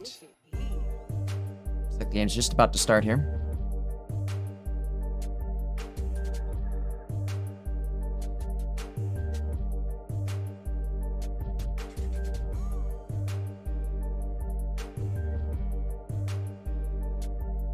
Maybe. Taking a minute. There we go. All right, guys. We are in the finals with Sora versus Yggdrasil. Joined with Nord today. Game 1 of the finals here. We've got Yggdrasil going first. Was that what I saw? Going first with... No, I'm sorry. Going second. Chingling in the active. Sora, playing Hydreigon, will be able to Pokeball for a Chingling, however, won't be able to retreat that immediately since they went first. We'll go for Copycat either way. Refresh their hands, see if they can find any resources they could be using. Maybe an Absol, a second Dino works, a Poison Barb's not bad. definitely works. Yeah. Right, going for Professor before the Pokeball. And it kind of works. We hit something. Sense. Yep. Froakies good. You're going to be able to put the boat down on it, put the heavy helmet as well to lower your hand size, prevent a copycat value here. Where do you think And you would I drop actually- that helmet at, though? Do you think you're putting it on the Chingling? I guess if you put it on the Chingling, they can't really attack back into you. Exactly, so I think that'd be the play. And you do attack onto the Yeah, you'd need to put that item lock Dino in, right? because you don't want to risk turn 2 Hydreigons. Yeah, exactly. Yep, there it is. We don't see a Nihilego here this turn, too. We could be... I guess we get to live for one extra turn. Is that how that would work? Yeah, the only thing Yggdrasil here is really hoping for is that Sora does not find any Nihilego immediately, because Nihilego would mean that they don't need to use their Dino to take the knockout. Going for research, energy up front, and will they be attacking? Okay, no, they will be retreating. That okay. works as well. Definitely works as well. Initiates an item lock, and with the poison damage, this Chingling will go down for the first points, going to Sora. Yggdrasil not in a bad spot here either, though. They do have the boat on the Froakie. Copycat in hand here, so we can turn 2 unusable into 4 brand new. And what do we get? Oh, Okay. that Chingling is huge. Yep, that's big. I like this. Not only that, but we hit the trail as well. Dusty Trail. Yep. Be able to retreat out, go into the Chingling. I'm assuming they attach to Darkrai? Yes. I assumed right. Most definitely. And Sora will probably promote their Dino with a Poison Barb to the active spot, which is fine because after you hit with Chingling, they will be at 20 HP, and on the next turn you can ping once again with Darkrai, take the second knockout, and then take the final knockout. Yeah, on the that Dino might be behind. it, right? You're absolutely right. They have no energy here either, so they can't really retreat into anything and have energy ready to go. 20% Exactly. battery. Gonna have to win this quick.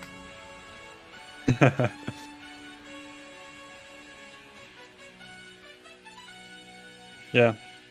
Sora probably wondering what they could do in this situation. If they have Mega Absol, it's time to drop it. You don't have much choice.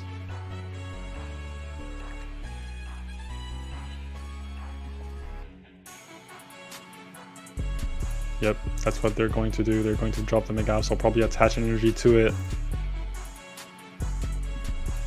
And this allows them to stay into the game because after the Darkrai ping on this Pokemon, on this Dino, they're not going to immediately win the game unless we steal Candy.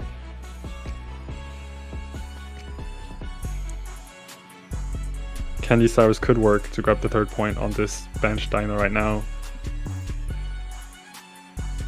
Candy, you're right. Candy would be huge.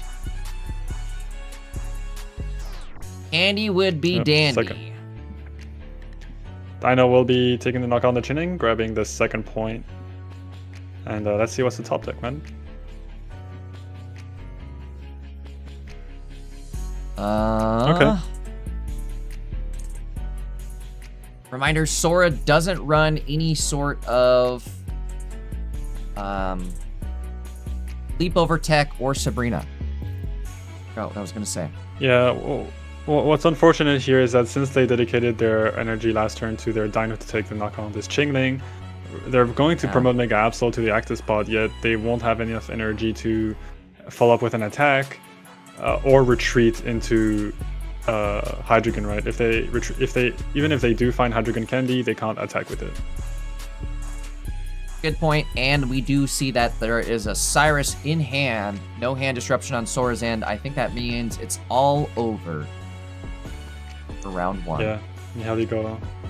And Nihilego is coming up a little bit late. Candy will be able to evolve that Dino into Hydreigon, and we're probably going to see... Oh, wait, okay, Ice hold Pop. on. I forgot about Anything's that. possible. Anything's popsicle. That's right.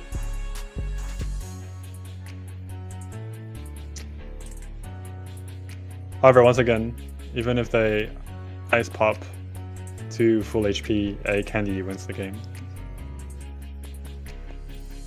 Oh, there it is. Probably going to stay up front with that Mega Absol.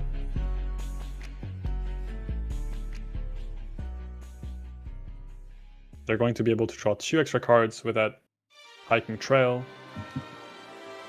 That's a good point. They are going to benefit from the trail this turn. So they will potentially find their second Ice Pop on the next turn. They are going... Wait, does that lose them the game? Does it Cyrus, okay. No, it doesn't lose them the game unless they find Candy. They won't find Candy, okay.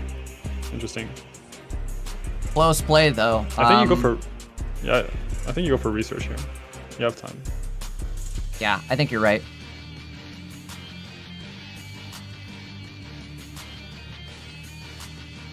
Right now, the max damage is capped at 100 on this Mega Absol. 4 cards in deck, going for research. 1 Candy. One of our That's candies that. here. Yep. I believe that's a dead Pokeball. Exactly. So with 2 cards in deck, they will be able to draw through all of their deck by next turn, guaranteeing that second Greninja. Question is, where do we want to ping? I'm thinking you ping the bench, right? Might as well. That way they can't popsicle it very easily. But then again, they could... I don't know. Tough call on this one. Because they can always retreat. Honestly, it doesn't change much since Cyrus is in hand, the ping is online, so you just gotta wait a turn to take the knockout on this Nihilego. But either way, energy on Darkrai. Yeah, you're probably right? Because everything's... As long as they don't get above 140, everything should be good. That's right.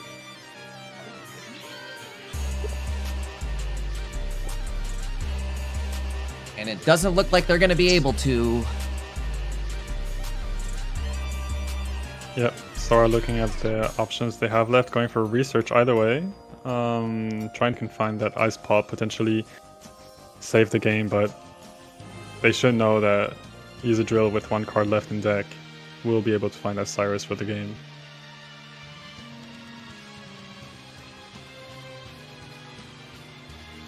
Here's the Ice Pop, hitting heads, playing this out. Playing this out, trying to find. Gonna pull off a miracle here. Yeah, there it is.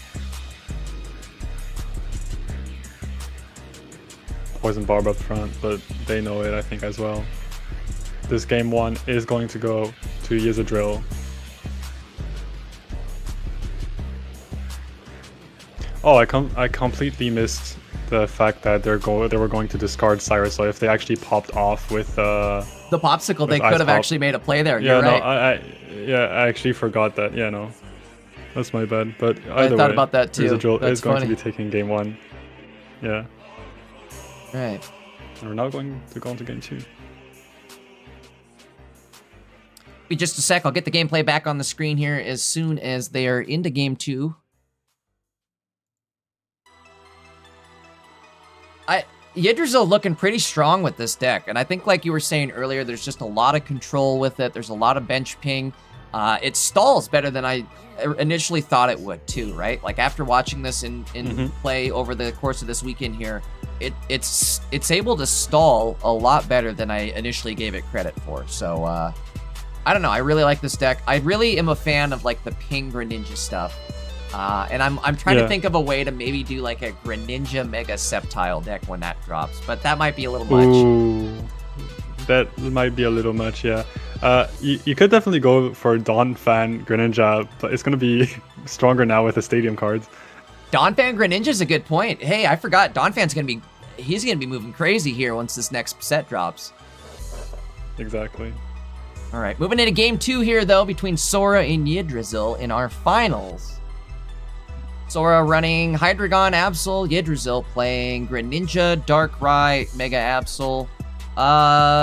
Well, this is a start here. We do at least have the evolution in hand. However, we've also got the Froakie in the active, which not necessarily the best thing, but maybe it won't matter. We're going second, so we'll have energy advantage. They are stuck in the active with Mega Absol, and they don't have energy advantage. So there's that. Yes, take your pick. There's no way that they can retreat onto Chaining immediately. Yeah, exactly. And even though we start with Froakie up front, Sora doesn't have a way to knock it out on the next turn immediately, and so we will be able to evolve and potentially find the boat to even retreat, honestly. So yeah, there's Mega Absol herself here. They're going for Professor instead. Okay, wow, I like this. That hand is quite good, yeah. Yeah. One Mega Absol going down, and this is at this point, so they're going to be able to just juice up their Mega Absol. They'll have a Greninja evolution ready to go, and then they could start pinging in and Cyrus down that Mega Absol themselves. So things are looking good for you so far. Go ahead. What's probably going to happen though is that Sora will retreat onto their Chingling to start, blocking that with candy. the lock. And in that scenario, with the lock, one it will slow. Good thing here though is if we do get a boat somehow, we could start going really aggressive here. Ooh, maybe not. Maybe not with the Dino down now. Oh wow. Okay. Whoa. Wow. Oh my lord! God. No way! Holy hand! Exodia coming out. Yeah. We could just double ping down. Well, actually, forget the Chingling. What's it going to do? We're already evolved now. We could double ping a Mega Absol every turn now. Is that all we do? I think it is, right? I actually, yeah, and even if we find boat, we don't retreat and attack. Retreat onto Chingling immediately. Yeah, and actually, oh my right. god, this hand is absolutely Holy insane. Moly, crack. Holy moly. Just double ping that Absol, retreat onto Chingling, hit for it, put the stadium down, draw 3 new cards. Oh my lord. Beyond Exodia at this point.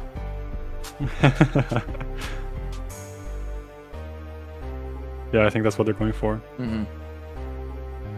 The following turn, you're going to be doing, what, 120 damage a turn? So...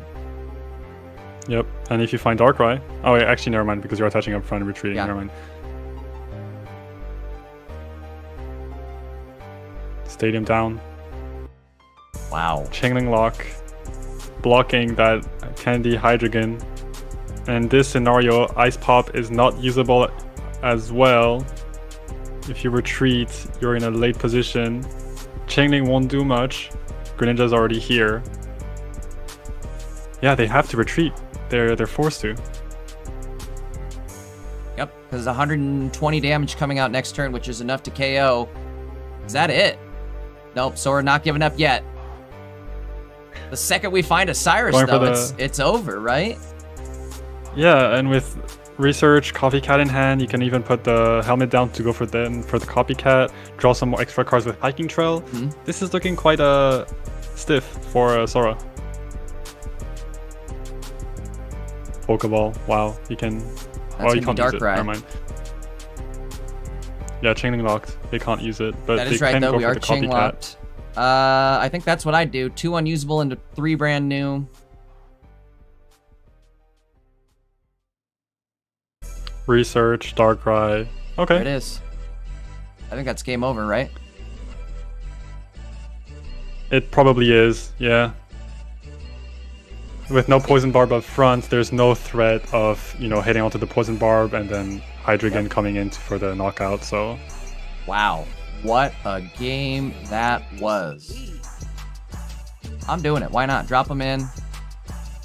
What do you gotta lose? I mean, such a board state at turn, 3? For their turn 3 of the game is pretty insane. We do have a popsicle. Ice Pop is in Anything's hand. popsicle. But there's a helmet as well. Up front. We'll see how that goes. So total of, 140 damage going out here. They're going to have to heal 60 with the popsicle, 80 with the popsicle if they want to attack. Yep, the game's not over. You're right, the game is not over yet. If they retreat, though... I forget, what did they discard? I totally zapped out. Totally, I spaced out myself. Doesn't matter, I don't think. Popsicle's gone. Yeah. Unless there's a second popsicle. Hydreigon is in hand, I think. Oh, Candy Hydreigon? Okay. Okay. That's a start. But what they don't know, Yep, don't know. There is that Cyrus in hand, and again, I think it's all over here. Yeah.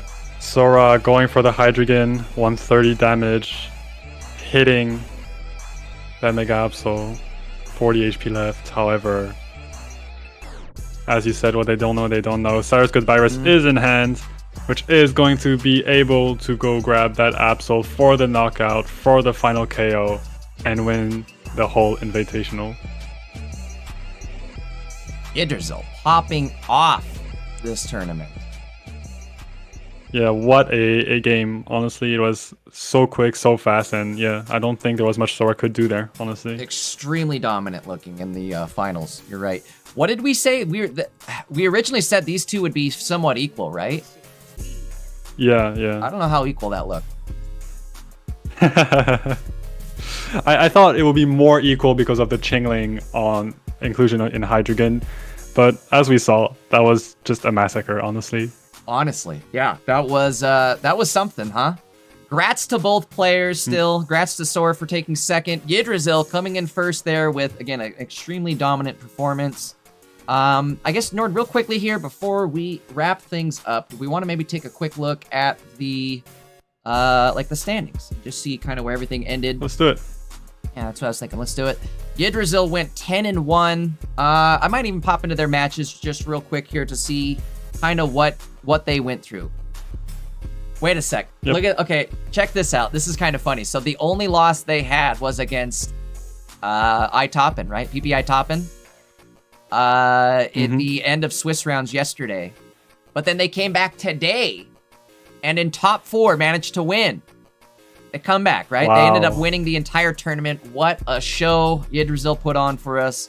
Again, This was a great end to the tournament, I thought. I for a second, I thought we were going to get Hydreigon Sui back, so I'm glad that didn't happen.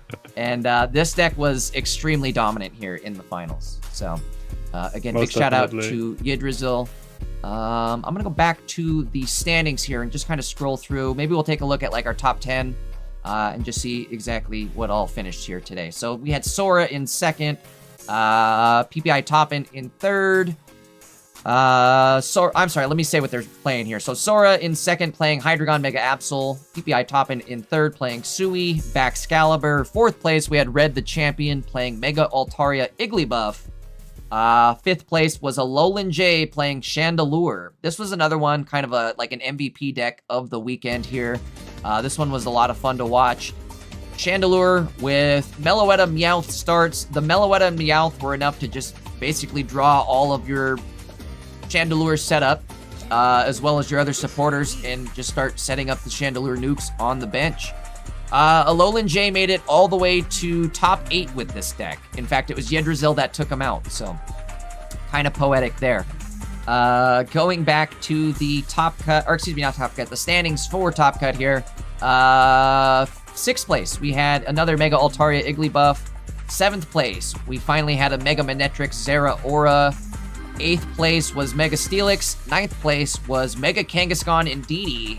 This was Harion. This was that other deck list that we were really enjoying watching this weekend. This was kind of a crazy one.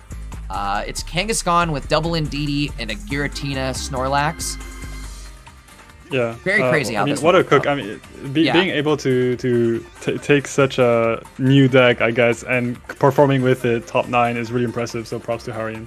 Yeah, a lot of people in chat too were not really like vibing with this deck at first. They weren't. They definitely didn't give him any credit, and then he ended up winning a game, and it was like, oh, what a cook. So, yeah, grats to Harion for making it into top 16 with this deck as well. This was a fun one to watch. We'll say top 10 actually, because he did finish top 10. Yep. Some Mega Steelix are in there, but other than that, I mean, it was a pretty healthy looking top 10, right? It wasn't too heavily one-sided on anything. If anything, it was Mega Steelix and Indeedee kind of heavy, right? There was a lot of healing at the end of that top 10 there. I mean, as we've mentioned before, the meta, I feel like today is so healthy. We see so much diversity on the top leaderboards, and that's what I like to see. That's what we like to see, and I hope that this is going to continue with a newer set releasing in a few days. I hope so as well too. I'm scared. I hope this new set doesn't power creep us too much forward. You know what I mean? Like I feel like we're in a healthy set. I just want more options. I don't want it to increase in power too much. I just want more options. But like, don't give me any more Hydreigons, right? We don't need any more Hydreigons. Real quickly, one last thing I wanted to take a glance at was the metagame tab. Just wanted to kind of see what all, again, the percentages of the decks that showed up this weekend, and I guess their win percentages as well. So for the most represented deck of the weekend, we've got Suicune Baxcalibur sitting at almost 21% of the share.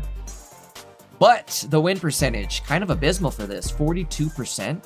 Same thing with Hydreigon Absol, right? Sitting 42%. In fact, the top three, all three of them sitting below 50%. However, they made up almost 50% of the meta share themselves. What is that? I think exactly 40% or a little above 40% of the share. However, again, all of these decks averaged below a 50% win rate. So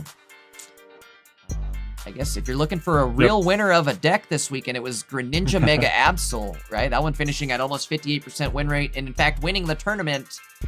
I haven't tried this one myself, but again, I've really been enjoying like Mega Altaria Greninja Meowth. That's been my go-to this season, and I'm liking the Greninja ping setup with like the big hits at the end there. So this is kind of a similar setup, but a little more on like the ping side of things, and a little less with the sleep scam. Yep. But, I guess Nord, what are your thoughts here? Anything else you want to add before we wrap up the stream? Yeah, it was a really, really great tournament to close off this season. I believe that we've seen a healthy progression throughout the whole set of the metagame. And yeah, really happy to be here casting this with you, Jay. And I hope we will see more of that in future sets. Absolutely. We're definitely going to get you in here for some more casts. I love having you here. It's definitely nice having somebody alongside me. I know it sucks because you're also a really good player, so it's like, I don't know, there's a balance. I think today worked out really well, though, where like as soon as you ended, you were able to just hop in and kind of pick up and cast with me. So I thought that worked out pretty well. You got any plans for this week for the set? I think you said you have finals coming up the day the set drops, right? So yeah, the day might the set drops, I have finals coming in. So I'll actually focus on my finals first, and then as soon as that's good idea done with, I'm just going to play the game. Good idea. Well, I suppose for me, Nord, I'm going to be streaming live all week this week. I'll be live as soon as the set goes live. So if you have time to maybe stop in for a live stream, definitely pop in, say what's up. Again, we're going to be popping a bunch of cracks. I've got like 1,200 hourglasses. We're hitting gold cap. It's going to be a wild pack opening stream for sure. So make sure you guys are subbed up, followed up, all that good stuff. I will see you there for that one. And then, yeah, as soon as there's tournaments next week, I'm going to be in those tournaments too. So hopefully I see you there too, Nord, as soon as the new set drops. We got some new tournaments out. Yep. Alrighty. Well, I think we're going to wrap it up there, guys. It was a lot of fun. Again, Nord, thank you so much for joining me. Thank you so much to Pocket Mads and the entire crew for helping put these tournaments on. A lot of work goes into this. So, again, big shout out to the entire Pocket Mads crew for helping put this on. I will see you guys probably in live streams throughout the week, right? If not, we'll see you next weekend for sure. Thanks again, Nord, for joining me. You guys have a great rest of your weekend. I'll see you guys later. You guys have a good one. Adios.